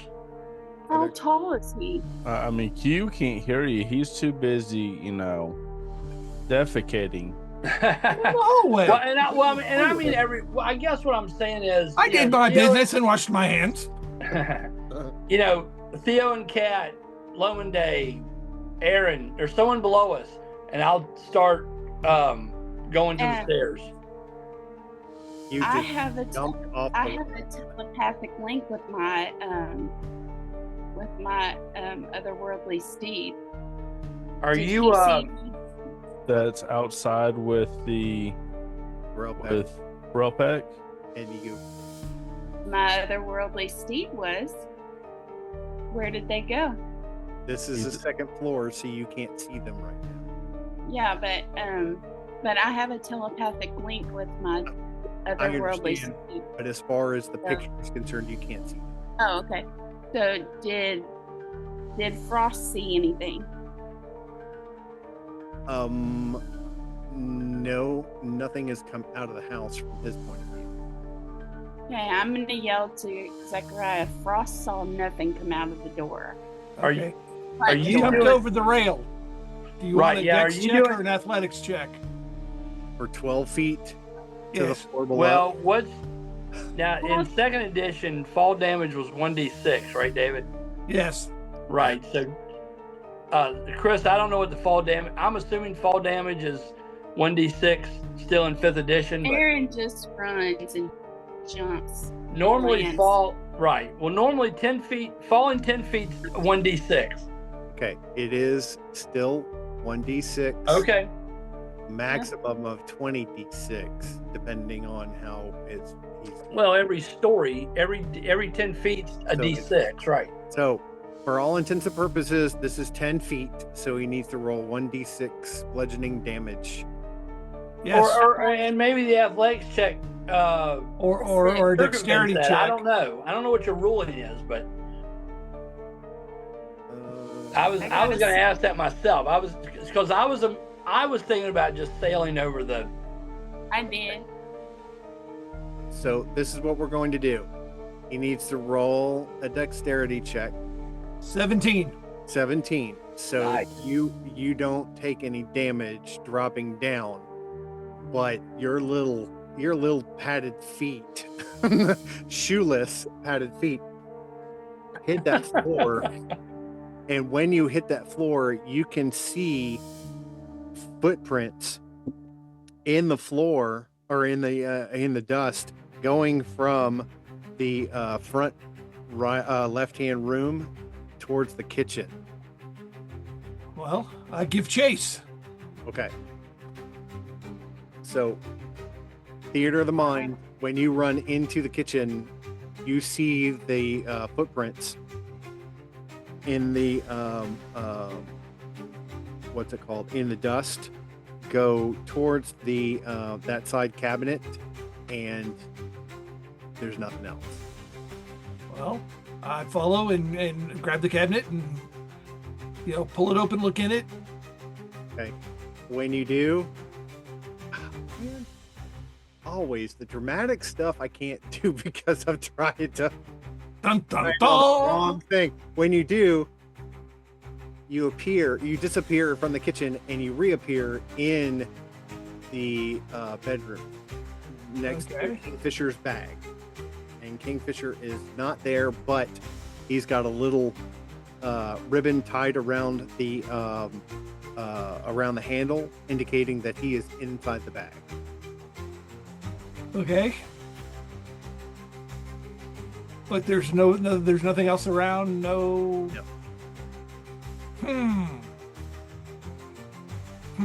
Curiouser and curiouser. Here I am having a dramatic moment that ends in nothing. Aaron Stonefell, what are you doing? I see that you're either hanging off of or have dropped down to the floor below. You drop down? Okay. Yep. You need to roll a dexterity check. Oh, I just went ahead and took all 6 of the damage. Oh, okay. So you take 6 bludgeoning damage. I just went. I ran from one room and just leaped. Leapt it down to the floor below. Yep. Now you roll a d6. It's 1 to 6. And you rolled max. Rolled max damage. Okay. Oh, I just did. That's the first time I've taken damage in this whole game so far. Since I got to Ephraim. Since you told the DM that he's going to change that. I'm just letting you know. It's the first Aaron, time. when you hit the floor, yep, you see you see Q's hind end going through that kitchen door. I know. And you chase behind him with theater of the mind. When you enter into the room, you see the backside of Q just as he disappears at the cabinet. Did he wipe well? And it's a cute little tushy. Yeah. Halfling tushy. So it's half the buns. All right. They would be biscuits. Biscuits. Okay, so Aaron, are you staying in the kitchen or are you gonna pop back up? I'm gonna stay in the kitchen because so far you said there were when he ran through there were fresh tracks, right? Yes. And they led to the room, but he's not seeing anything there. Well, you don't know what Q is seeing because you're downstairs. When he gets to the room where Kingfisher is, the whatever was downstairs is not there. At least we don't think it is. Correct.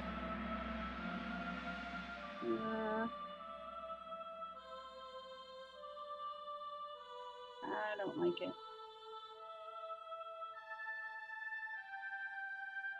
Okay. Well, I'm gonna go back to the other room before the kitchen and go to that fireplace and see if there's anything on the mantle. Okay. Investigating the mantle, there are knickknacks and other things on there, but nothing substantial. No paddywhack.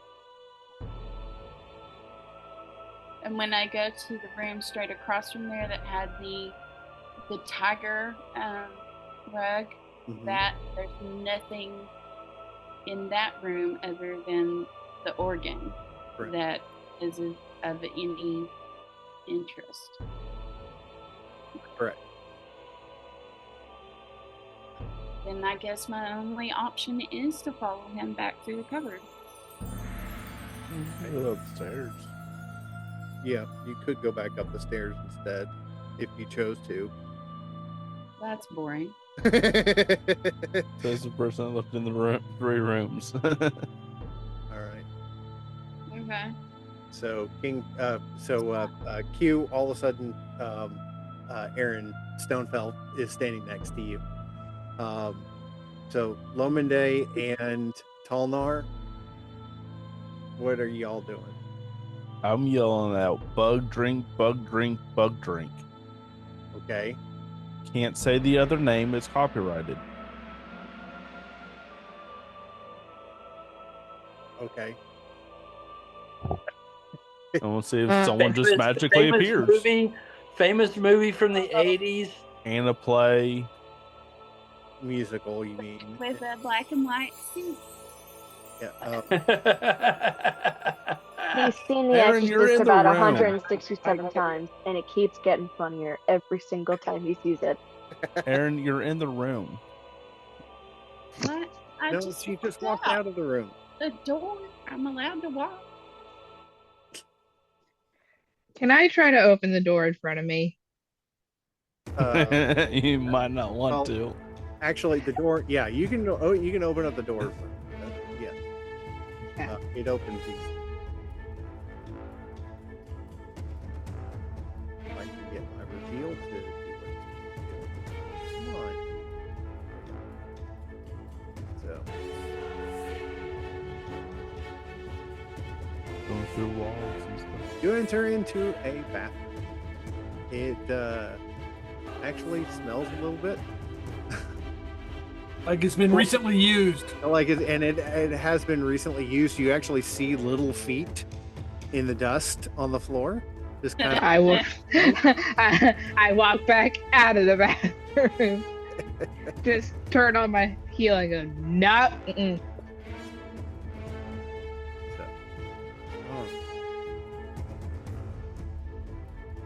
So, Chris, is there a way around these stairs to go on the other side? Or there's no other way to get to the doors on the east side?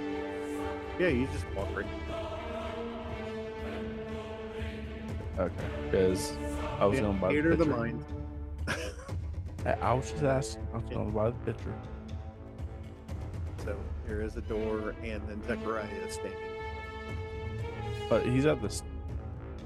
I understand that. Yeah, Zechariah's coming down the stairs.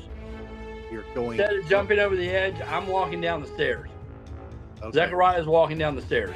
Okay, so you're actually on the floor below. Sure. Okay. I try to make this door ajar. Which one? Two. Yes. Is it a mason? Number 1 or number 2?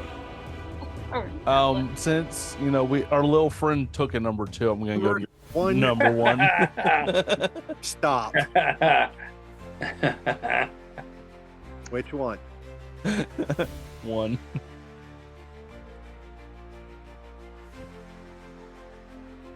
Okay. This enters into a storage room. There are shelves lining the wall. Each of them have linens and other things on them. Most of them, the linens are rotten. There are cobwebs, etc., that are covering everything. A good layer. 6 years running, Grain Soak Ale reigns supreme in the kingdom of Ethukoth. Crafted by the Grain Soak brothers in small batches, originally served only at the Dusty Kettle Tavern in Balastar VR, now served across the realms. A wine is just a wine, but an ale is a brew.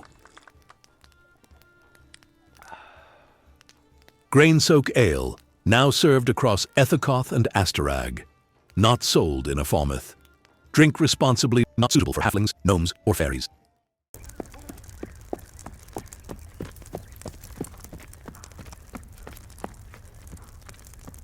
From hearth to hall, we deliver it all.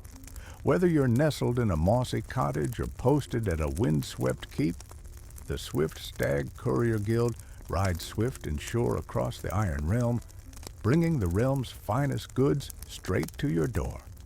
Need a honey-glazed venison shank from the boar and bramble? Or perhaps a pouch of dream root tea from Moonshade Apothecary?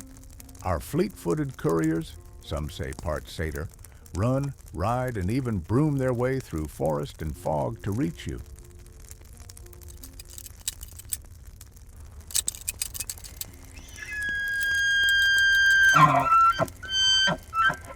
From enchanted combs at Velvet Antler Emporium, to cinnamon knots fresh from the Soot and Spoon, to wax-dipped candles and ink vials from Glimmerwick Provisions, we partner with the best, so you never go without. Deliveries within 5 leagues of any major town or guild outpost. Rush orders, just 1 silver more. But beware, dragon sightings and magical storms may cause delays.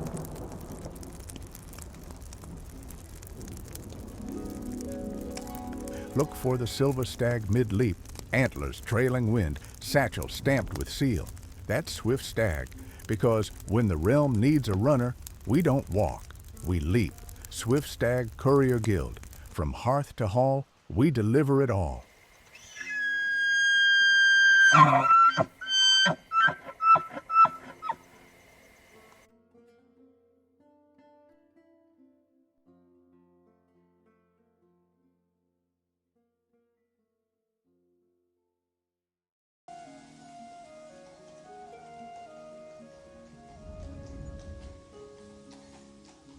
In the Iron Realm, every journey begins with a choice, a path, a steed.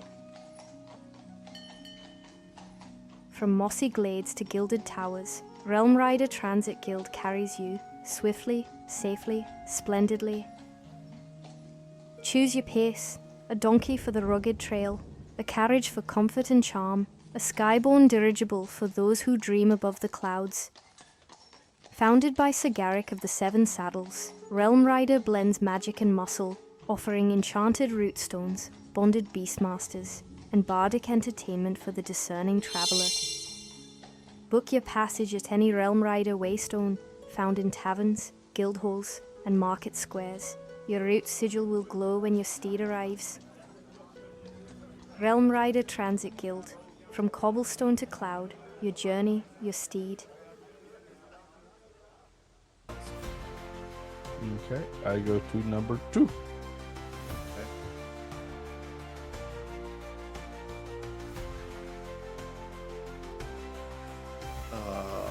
Another bedroom with a tile floor.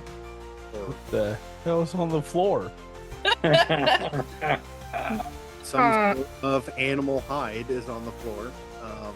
There is a door to the north, as well as 2 cabinets and a bed and windows looking out onto the ground floor. Tonar pops his head out, goes, does anyone idea know what this thing is? Come look, because I have no earthly idea. Neither does the voice in my head. Okay. I want to roll a check to see if I recognize it. Oh, you're not in the room. Well, I'm trying to get myself there. It's number 2, your favorite. Yeah, you've got control of your character. Having control of my character and being able to get him there are 2 different things. You don't. You can't just go all. Go Hey, right. you've got onto us for going through walls. I'm just saying. I know. I know. We can't help it. We got conditioned. We got Pavlov.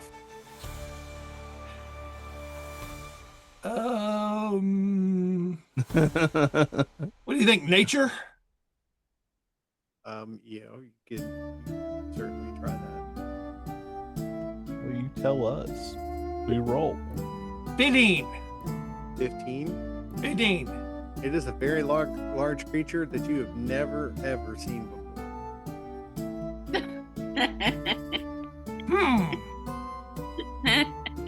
It is also desiccated to the point that it is very brittle. It was not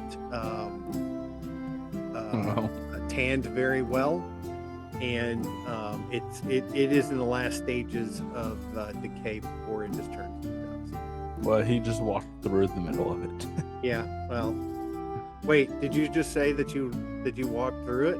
No, that's how I moved my character, though. Okay. Did you walk through it? Yes. Okay.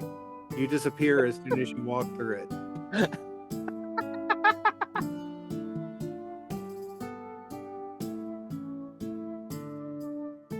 Poof. Poof. And the body ironically probably did the same thing. Go poof. I'm calling this place Misty Step the Mansion. Yeah, right. You just watched Q disappear. It's on track with them. I go to the I'm next just door. gonna shrug.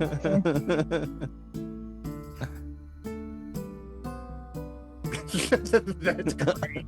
All you guys you just saw exactly where he was placed. That was hilarious. Oh, all of a sudden, like 2 rooms, Kingfisher Blue pops his head out of the bag and sees Q fly right across in front of him. Oh, that was painful. That was so wonky. Thank you so much. Roll 20. Okay, so Tolnar, Q has just disappeared. What do you do? Try to turn this other door into a jar. Okay. This one takes some effort. Roll a strength check.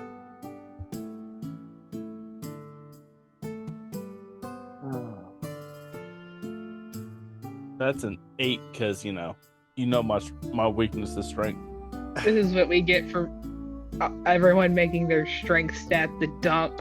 Well, he's literally almost killed me because to have me rolling continuous strength checks. I've literally rolled a 0. He goes, "How?" I'm like, I have a negative modifier. And he's like, roll another strength check. Negative modifier on strength. Anyway, I'm a dex. I am a dex-based character. Well, you rattle the knob on the door, but you don't manage to get it open. I try to pick the lock. I mean, that's the next line, you know. If you got thieves' tools, you can certainly try. Yes, I'm a thief. I mean, that's like saying, does a baker not bake? Not necessarily. So, Well, if they're bad at it. they still bake. Doesn't mean they have to be good. Does a baker bake? Yes, he gets baked. I mean, that's fine. Molnar, what'd you get? That is a 13. 13.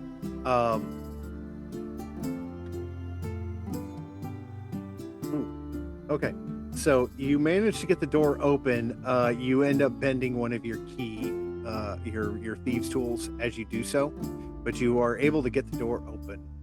Well, good thing that is one probably has the most replaceable part. So,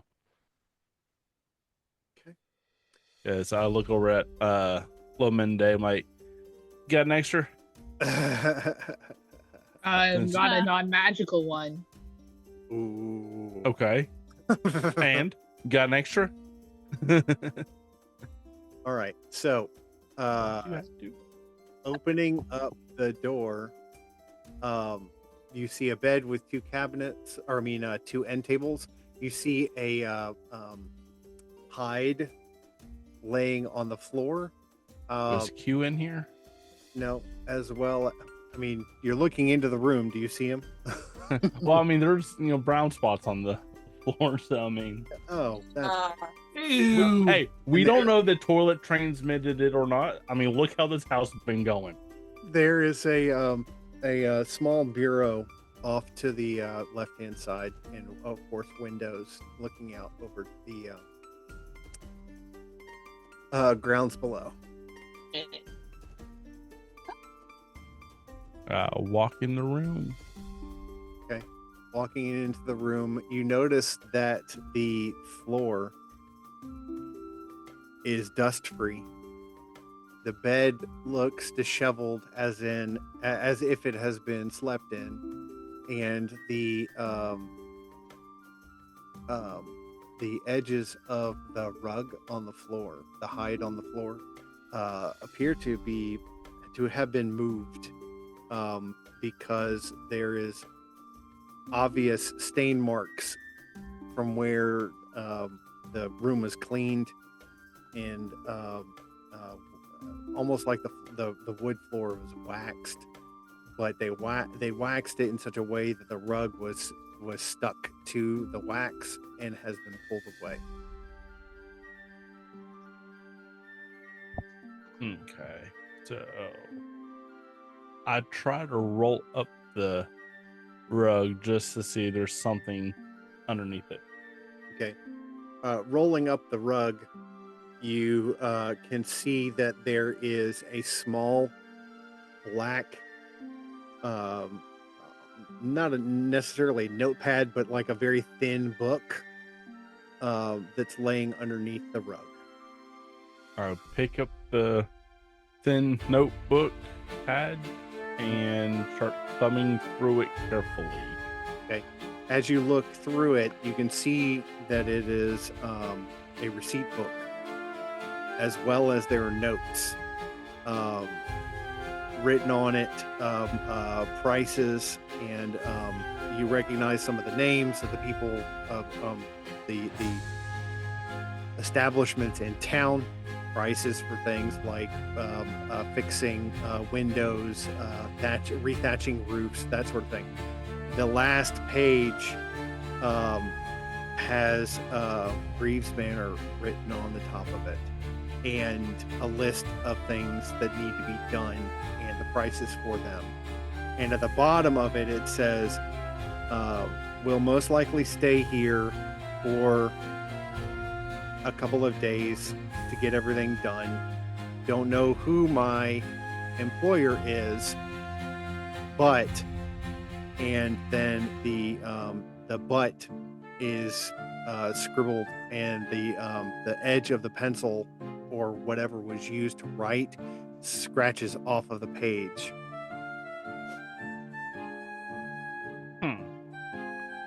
And you said that was on the last page, or that was the last That was page on. that was Well, I written mean, on? there are other pages to the book that haven't been used yet. This was just the last entry into it.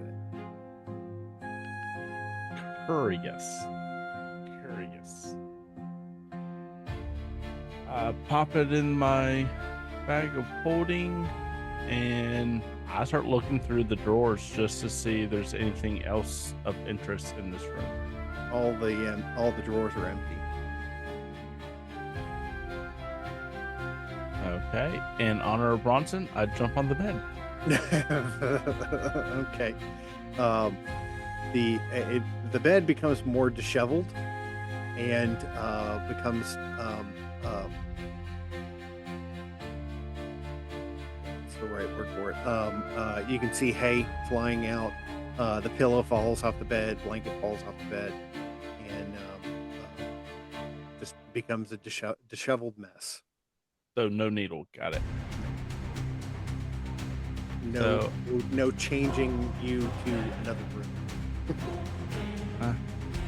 So I walk out the room, look over at Lomende, go, I found a book. And I show her said book of receipts and chargements and estimates.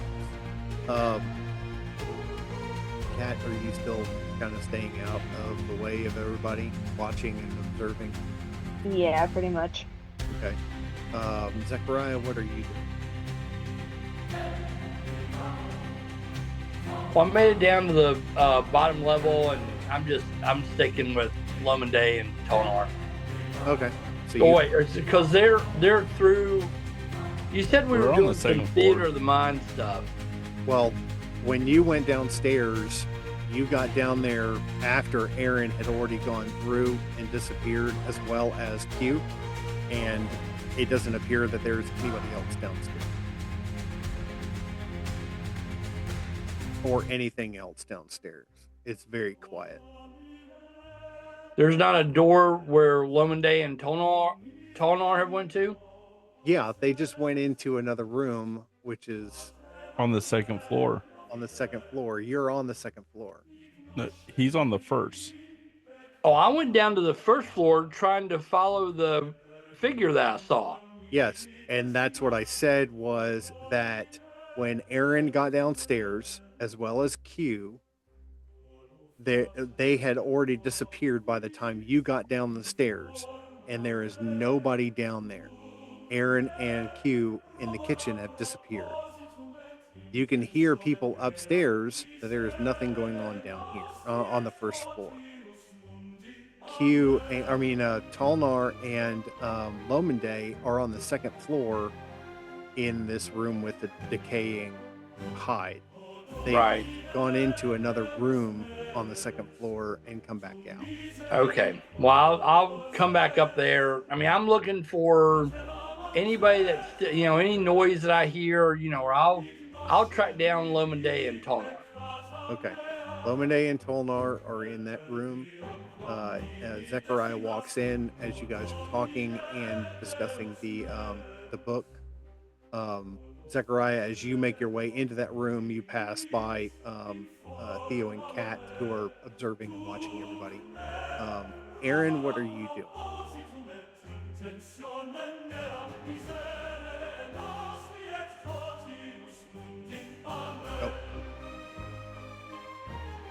Aaron had to step away. Putting Frost in his crate. I'm going through this door that I'm standing in front of. Okay. I'm trying to open the door. Sure. The door opens easily enough. And when you do, you see a set of end tables next to a bed, another hide, small cabinet, two small cabinets, and Q sitting on top of one of the cabinets, kind of looking confused. Sort of my normal state of affairs. Other than running around and doing makeup. I'm like, how did you get here? I don't know, but I'm going to jump down from the cabinet and rifle through it. Okay. Rifling through it, you disappear. Whoa. Okay. When you reappear, you are standing right next to Talnar and Lomende, and you see Zechariah as he walks in. Okay. Aaron, you just saw Q disappear. Go to the next door I haven't gone through. To which you should just sort of like go. I'm like, okay, and shrug. I'm like, I've followed him a million times, so but this time I'm not. This time I'm going to the next door. Okay. And I try to open this door. Sure, you need to roll a strength check. Sure.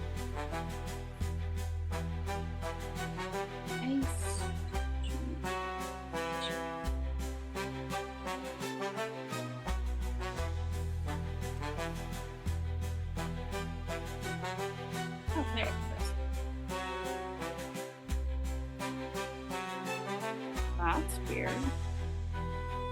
I got a 9. 9? Yeah. Door is very hard. Yeah. Door is very hard to open. Like it almost feels like something is holding the door closed. You push on it and push on it and push on it, and you may actually have to have help to get it to open. Can I do an Arcana check? Sure. Okay.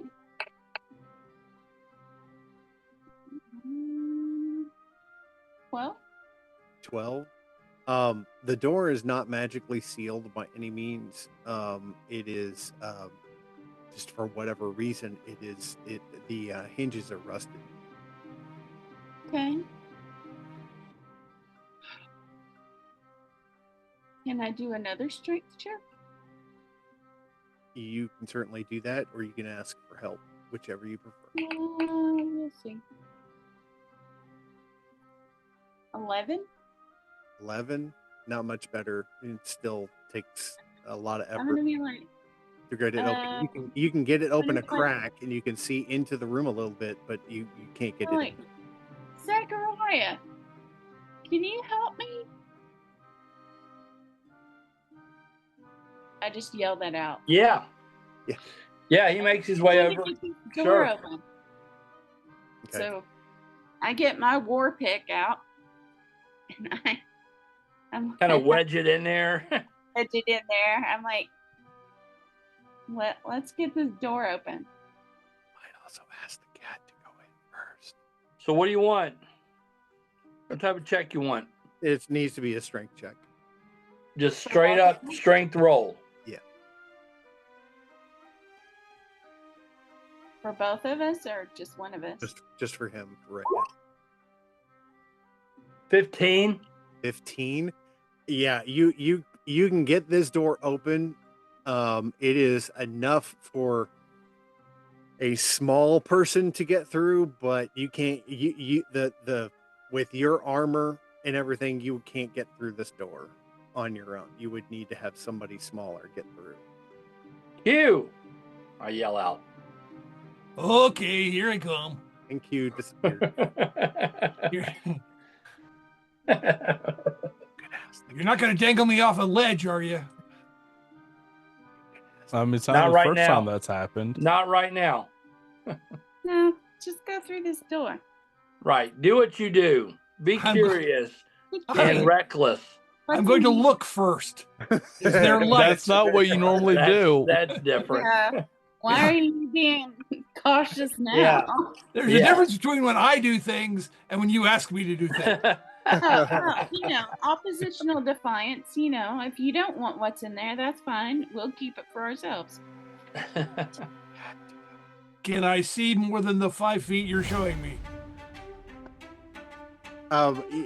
It will take some effort to be able to get through the crack in the door, but yeah, you can. Right now, you can't see very much. Okay, I wriggle through.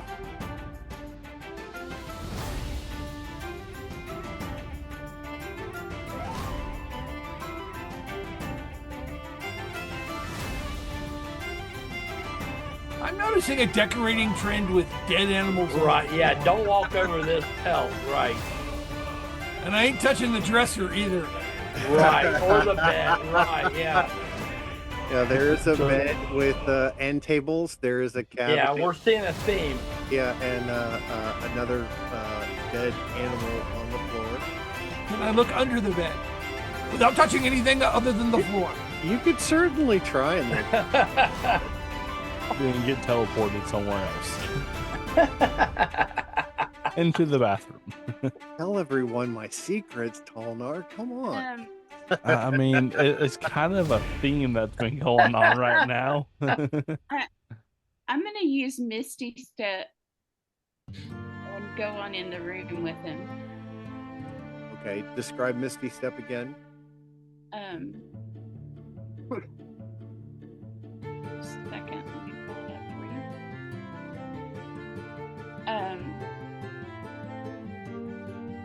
Because we've got the door cracked open, and I can look in. You're briefly surrounded by a silvery mist. You can teleport up to 30 feet to an unoccupied space you can see. Okay. So I can look in, and so I'm going in. go to there. I can go up to there. I'm not stepping on any of these rugs. They look yucky. Okay. But I'm not leaving the little halfling in a room that we can't get open. Okay. So, Zechariah, you see that Aaron dissolves into a mist, and then you can hear her in the room talking with Q. Q talking with her. But I still can't get into the room. No. The door is wedged with enough force that Q barely can get into the room. Aaron, using her Yeah. was able to get in, but that's about it. I'll You kind of see stay what's where at I'm the at. door wedged. I'll stay where I'm at and just stay vigilant. Okay. And Q, what did you say? Can I see what's at the door jammed? It's the hinges are rusted to the point that it's locked up. But I was gonna say, is there marmalade or spread or something? have to go to the kitchen to find that kind of stuff. Well, you said they were jammed, so maybe it was jellied or marmalade. They have strawberry. Is it possible for me to take my cleaver, clever though it may be, and take a whack or two at the hinges? Oh, you can certainly try. Roll and find out. Well, the door. Attack. Yes, I'm attacking the door.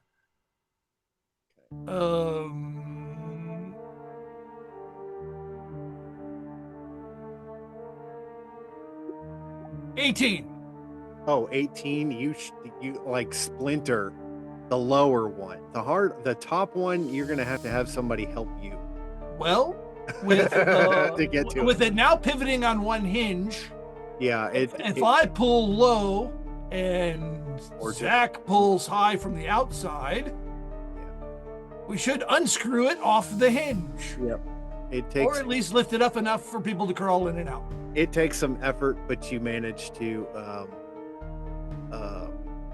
get the door to basically just to splinter off of the hinges, leaving the hinges behind, and the door falls over the edge of the landing and hits the floor with a thud. Theo and Kat, as you're standing on the landing looking and seeing this happen with the door and the door going over the edge,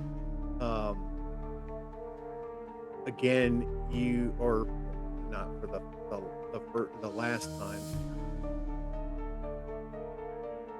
where I try and find my stuff always messes up. There it is. You see,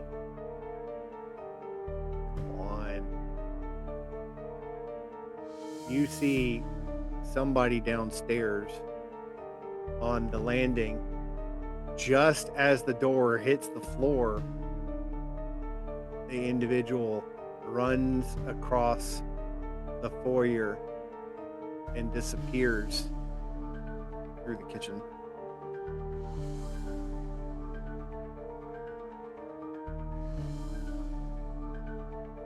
All right, Theo's gonna jump. You're gonna jump down? Theo is gonna jump.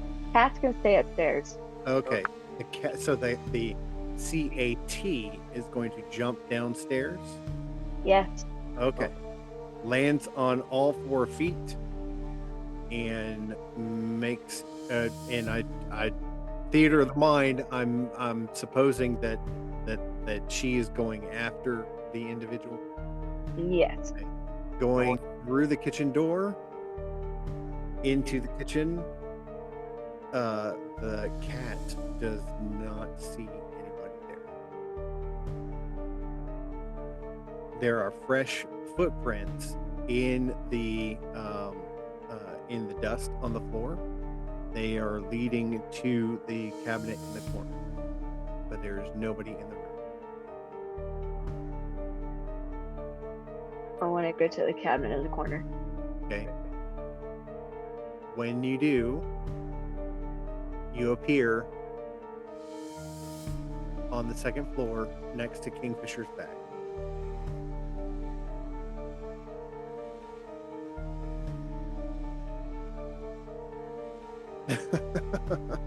Heavy-handed sigh. Uh-huh.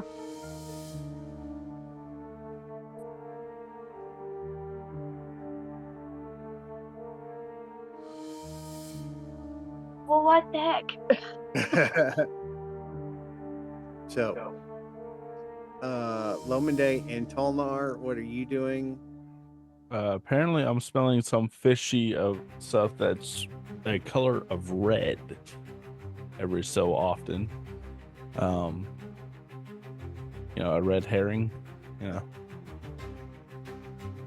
Okay. But I mean, that's what it seems like when there's the steps to the same cabinets and teleports to the same room and nothing else is found. So that's what Tolnar's going with. He's going to go out and go up to the next floor. The third floor. I'm following. I said the next floor. I don't know if I'm going to make it there. I could be teleported to the basement or to another house on said property. Who knows? I was planning on going up the third floor anyways. Oh my word, what's going on?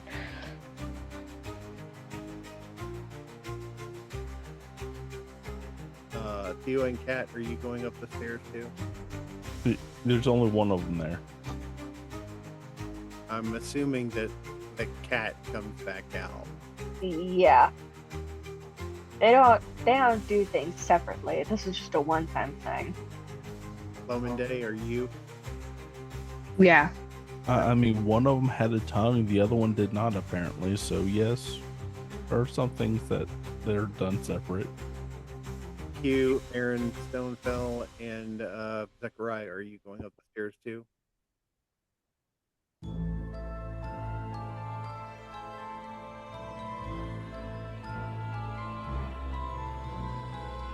Okay. I was looking at the screen to see if you were nodding or what. So. Oof, a TPK. Except for one. Yes. Yes, I'm going up the stairs. Okay.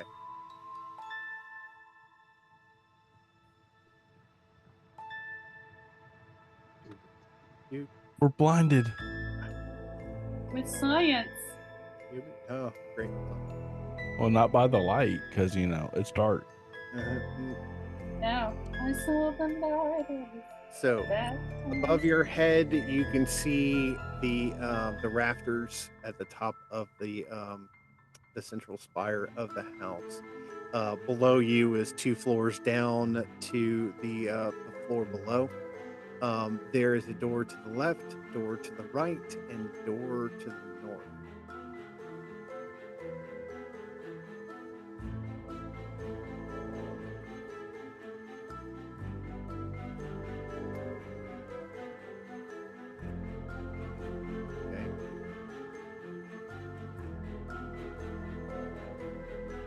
And we kick them all open at the same time. It all turns into a jar.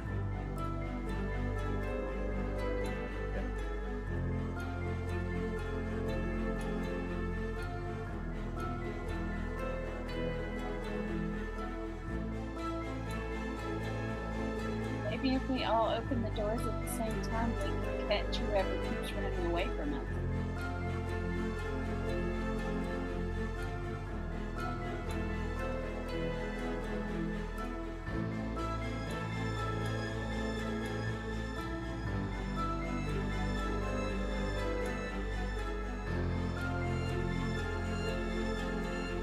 Okay. So, what is the plan? What are y'all doing? But that's my suggestion to the group. On the count of 3, we're all kicking doors in. Okay. Or attempting to. About to see a whole bunch of failed strength checks. Right. All of a sudden, like there are goblins everywhere on the 3rd floor, and you guys are all attacking. I mean, Your initiative. I mean, how we're ending tonight. I would not put it past the DM for, you know, doing that to us. On the count of 3, everybody needs to go 1, 2, 3. Okay. So, on the count of 3. 3, 2, 1. It would be nice if everybody did it together. 3, 2, 1. 1, 2, 3. Okay. Oh. Talnar, when you open up the door, you see that there is a gentleman sitting in a chair. He is wrapped in ropes. There are 3 people, or supposed people, that are standing around him. One is picking through a bag at his feet. you can hear the rattle of different types of metal clashing with each other in the bag. Another one is a little goblin, about about the same size as Q, and he's going, "Come on, come on, come on, come on, come on, come on, come on!" And the one that's rifling through the bag is saying, "I'm trying to find it. I'm trying to find it. Just a minute." You can see that the person in the chair is struggling. He's got a gag around his mouth. He's trying to talk, and his eyes see you as he the alarm on his face. Behind him is a very, very large half orc that is dressed in a pair or in a tattered white shirt, reminiscent of what you guys saw downstairs. At the feet of the person in the chair, there happens to be what looks like maybe a safe in the floor.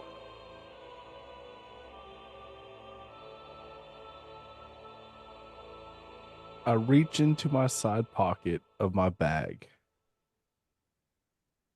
pull out of the piece of cloth that has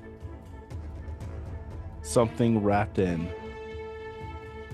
I reach back and let this screaming ball bearing go.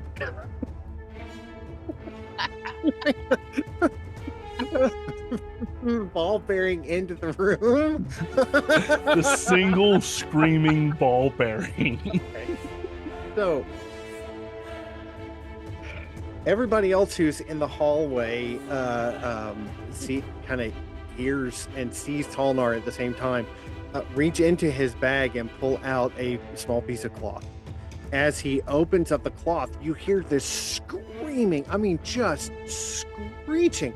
Everyone you're covering your ears. The people in the room start to do the same thing, including, well, unfortunately, the person who is in the chair.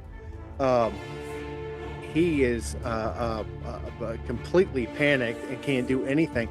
But Talnar, you throw that ball bearing, that screaming ball bearing, into the room.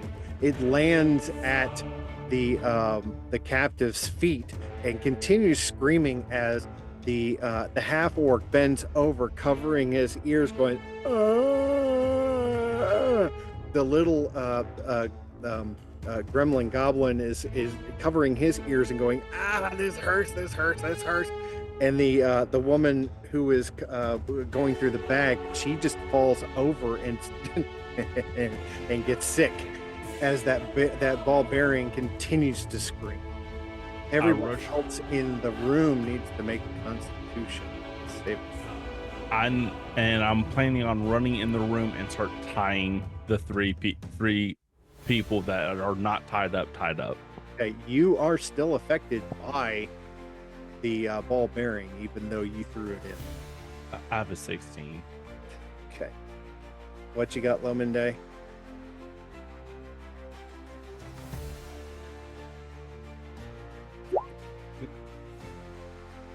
You're muted, Lominde. You're muted. It's bad. It's an 8. 8. You start to double over a bit. Aaron? No, I needed to because I wasn't in the hallway. This thing is so loud, everyone hears it. Wherever you. So what did I need to roll? Constitution saving. I'm sorry. Okay. Chris, you never thought that was going to come back towards you. No, that was awesome.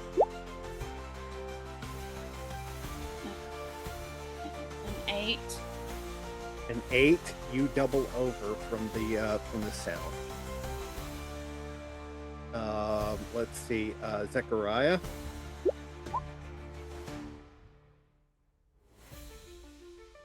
A 10. 10.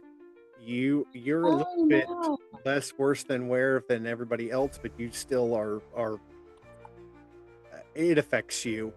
Okay. No. And Q. Not only am I doubled over in pain, clutching my ears, but I have proceeded to lose whatever control of bodily functions I had. So it was the brown note for you? Well, No, not quite a brown note, but it was a 6. Aaron. Wait a minute. Hold on. Wait. Hold on 1 second, because that aura of protection of mine, which is always running, that's a +4 to myself and Theo and Kat. Both of them are up here. Okay. It's 10 feet. So it would actually, Tonar would get a +4. So would Q. Yeah, Q. Yeah, so yeah, Tonar, Theo and Kat and Q can add +4 to the roll. So that would make mine a 14. Also, it affects me too. So that would make me. You're still affected, but not as much. Aaron. Okay. Aaron. I clicked my Constitution, not my Constitution saving throw. Okay. So when I clicked my Constitution saving throw, I got a 19. 19. Okay. So since you are so far away, plus you're fine. Okay. And then Theo and Kat +4 to whatever you had when you rolled. That would be a 13. 13. So it affects you, but not as badly as everybody else. There's the other folks that are doubled over. And that puts me at lab created 20. At a 20? Mm-hmm. Okay. So you're able to get in there. The 3 individuals that are surrounding this captive, they are all doubled over.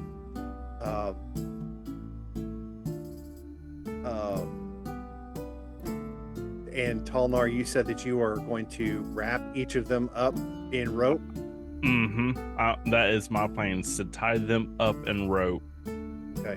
I'm going to move them right here, all together in a 3 together.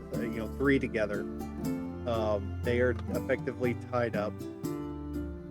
As you're doing so, everybody else who's I'm assuming that you've taken care of the ball bearing. Yes, once I have them all tied up and they can't go nowhere, I will pick up the ball bearing. Okay. And put it back in the piece of cloth and put it back in my bag of holding in the same pocket. The what is it? Binder. Where did she go? There she is. Okay.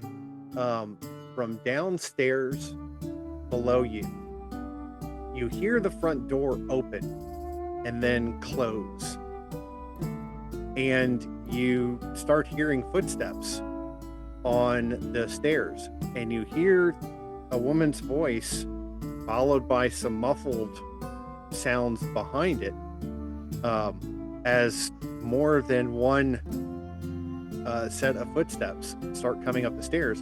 And you hear this, hello? Hello? Is anyone here?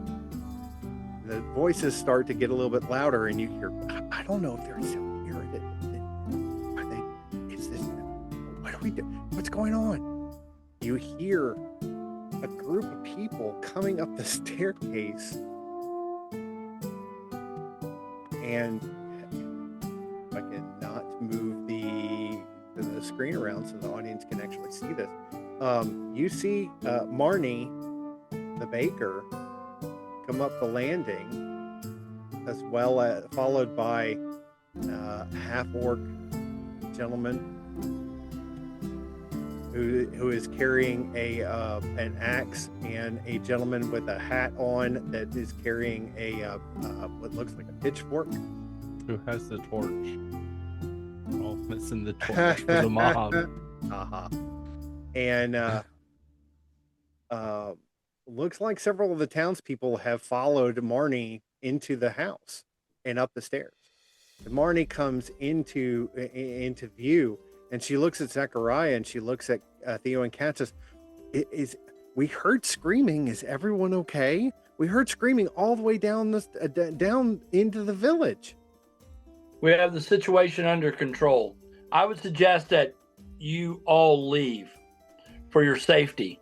Well, I mean, did you find my brother? Is he here? And all We're, the other people are like, we're sorting out the situation.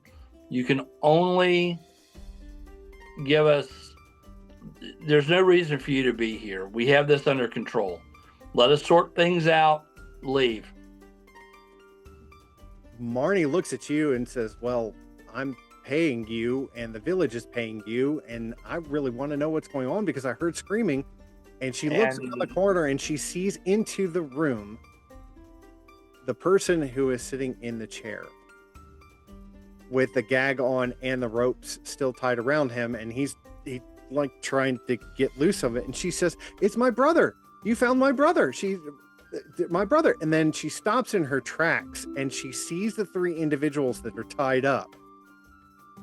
And the look that's on her face is almost like total astonishment. And she says, Snaggletooth. And the goblin starts to just get all agitated, and it starts to try and get out of the ropes. And then she looks at the other two and says, Gus, Velma, what in the world are you doing here?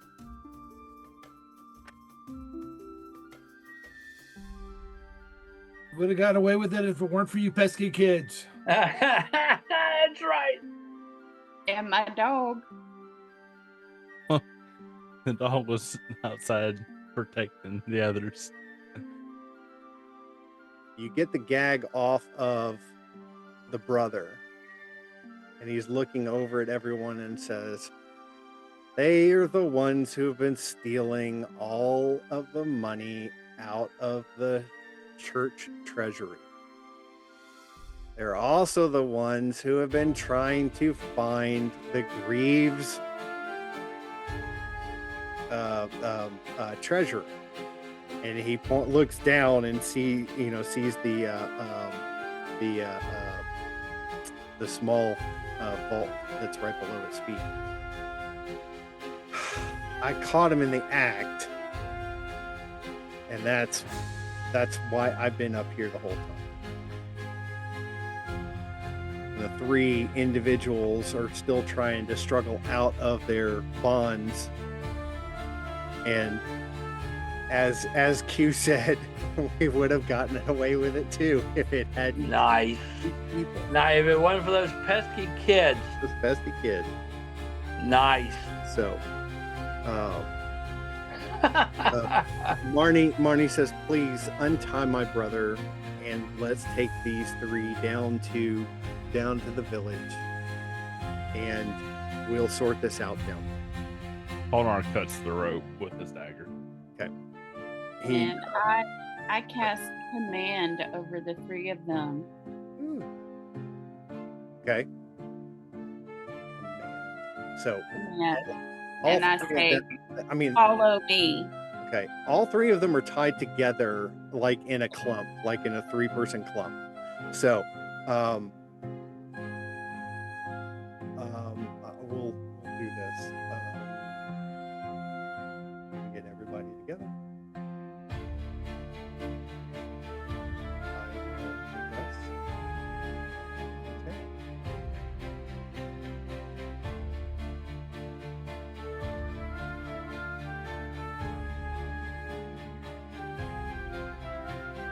Well, I say that, and I can't get the people down there. There we go.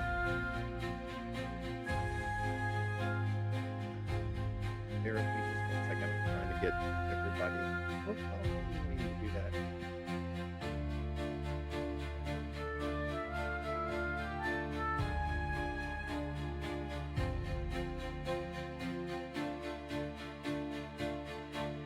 Can't see who that is. Just a second, please. I'll try.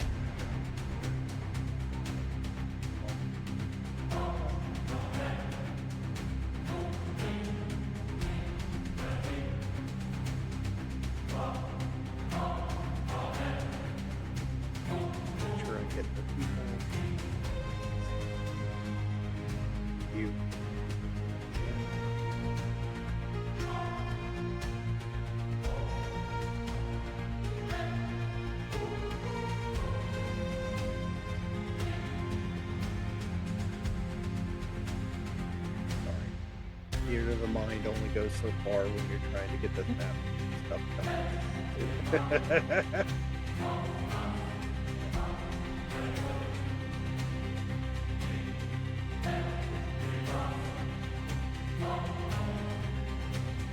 Okay.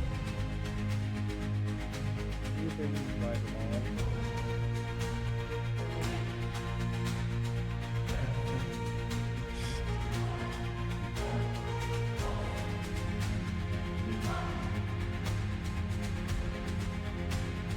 So, the cart takes those that are traveling downtown, or down to the village, with the rest of the group following closely behind to the center square or center circle, however you want to call it. Come on, there you go. Come on. The traffic circle. Technical difficulties. Wouldn't be Wednesday night without one. Yep. Please buy our merchandise. Put up a... Really?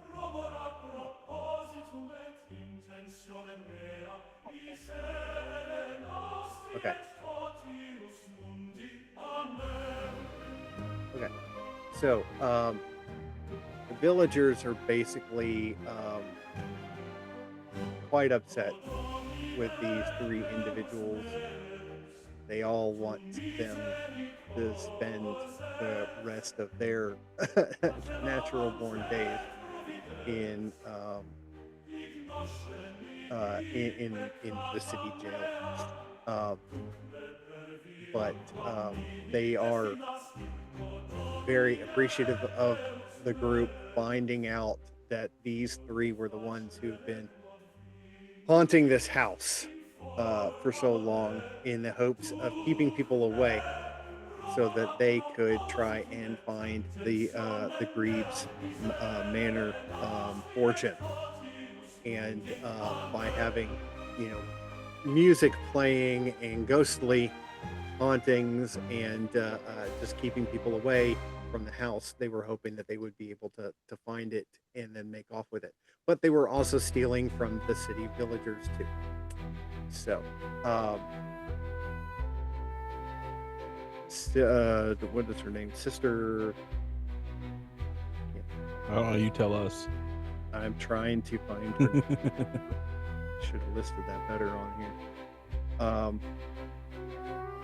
The sister, who is the caretaker for the chapel, comes out, and she has what looks like maybe either a ruler or a shillelagh in her hand. It's like a almost like a cane, and she wallops each of the three for their mischief making and things that they're doing.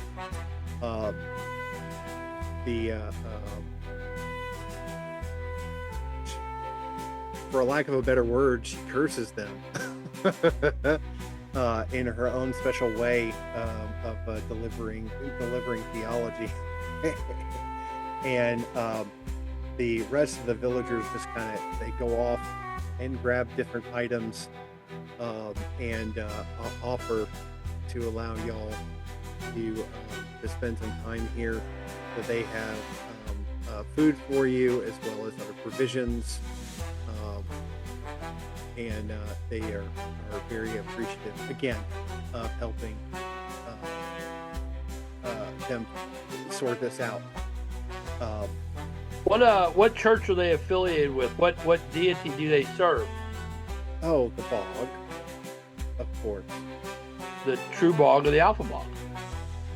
Yes. Which bog? Which? Yeah. What type of American are you? What? The A bog or the C bog? As she gets ready to answer your question, oops, didn't need to do that. Delete that. Put that there. That's where it's supposed to go in the handout section.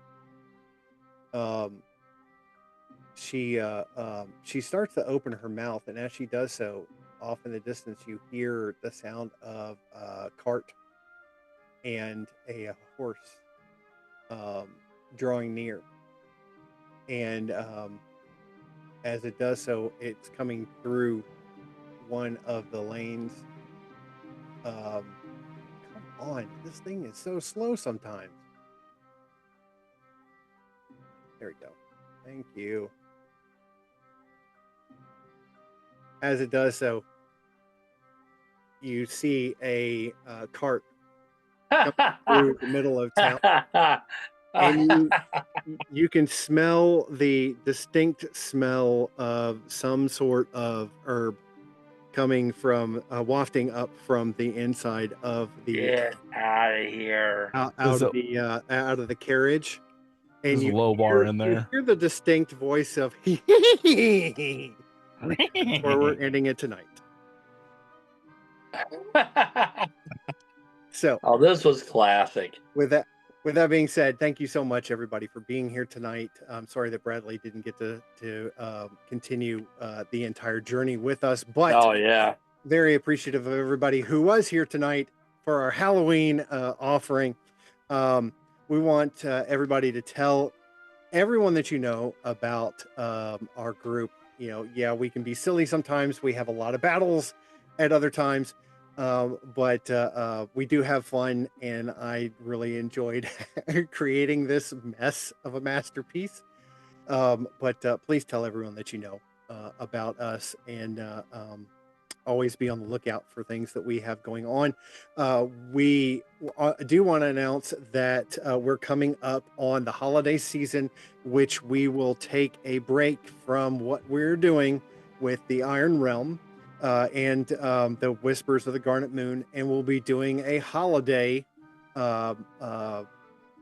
campaign for the month of December and the month of January. Matt, who is one of our players, you know him as Talnar, will actually be DMing, and everybody else that's here will all be playing, including myself. So really excited about that. It's going to be a different adventure, and I think we're all looking forward to it. But please be here for it. We had a great time tonight. I hope that everybody in the party had a good time. Thank you all for dressing out and having a good time with this. It was fun, and hopefully we'll get to do this again next year. But until next week, when we play again in the Whispers of the Garnet Moon, let's roll. In the skies where the winds collide, Rockoker soaring with wisdom as his guide. Kingfisher blue, his colors so bright, with the heart of a monk ready for a fight. In shadows he moves, silent and true. Every foe knows they'll fear the blow. Kingfisher blue, the skies are your stage. Monk of the winds, unlocking the cage. With power and wisdom, a force that's so rule. Fear the fierce fury of the Kingfisher blue. With a mind like a blade, sharp and clear, he calculates moves before you even dare. Kicking through clouds, let the rivals wake. Smarter than most, make no mistake. When the battle calls, he answers with grace. Kingfisher blue, he'll take his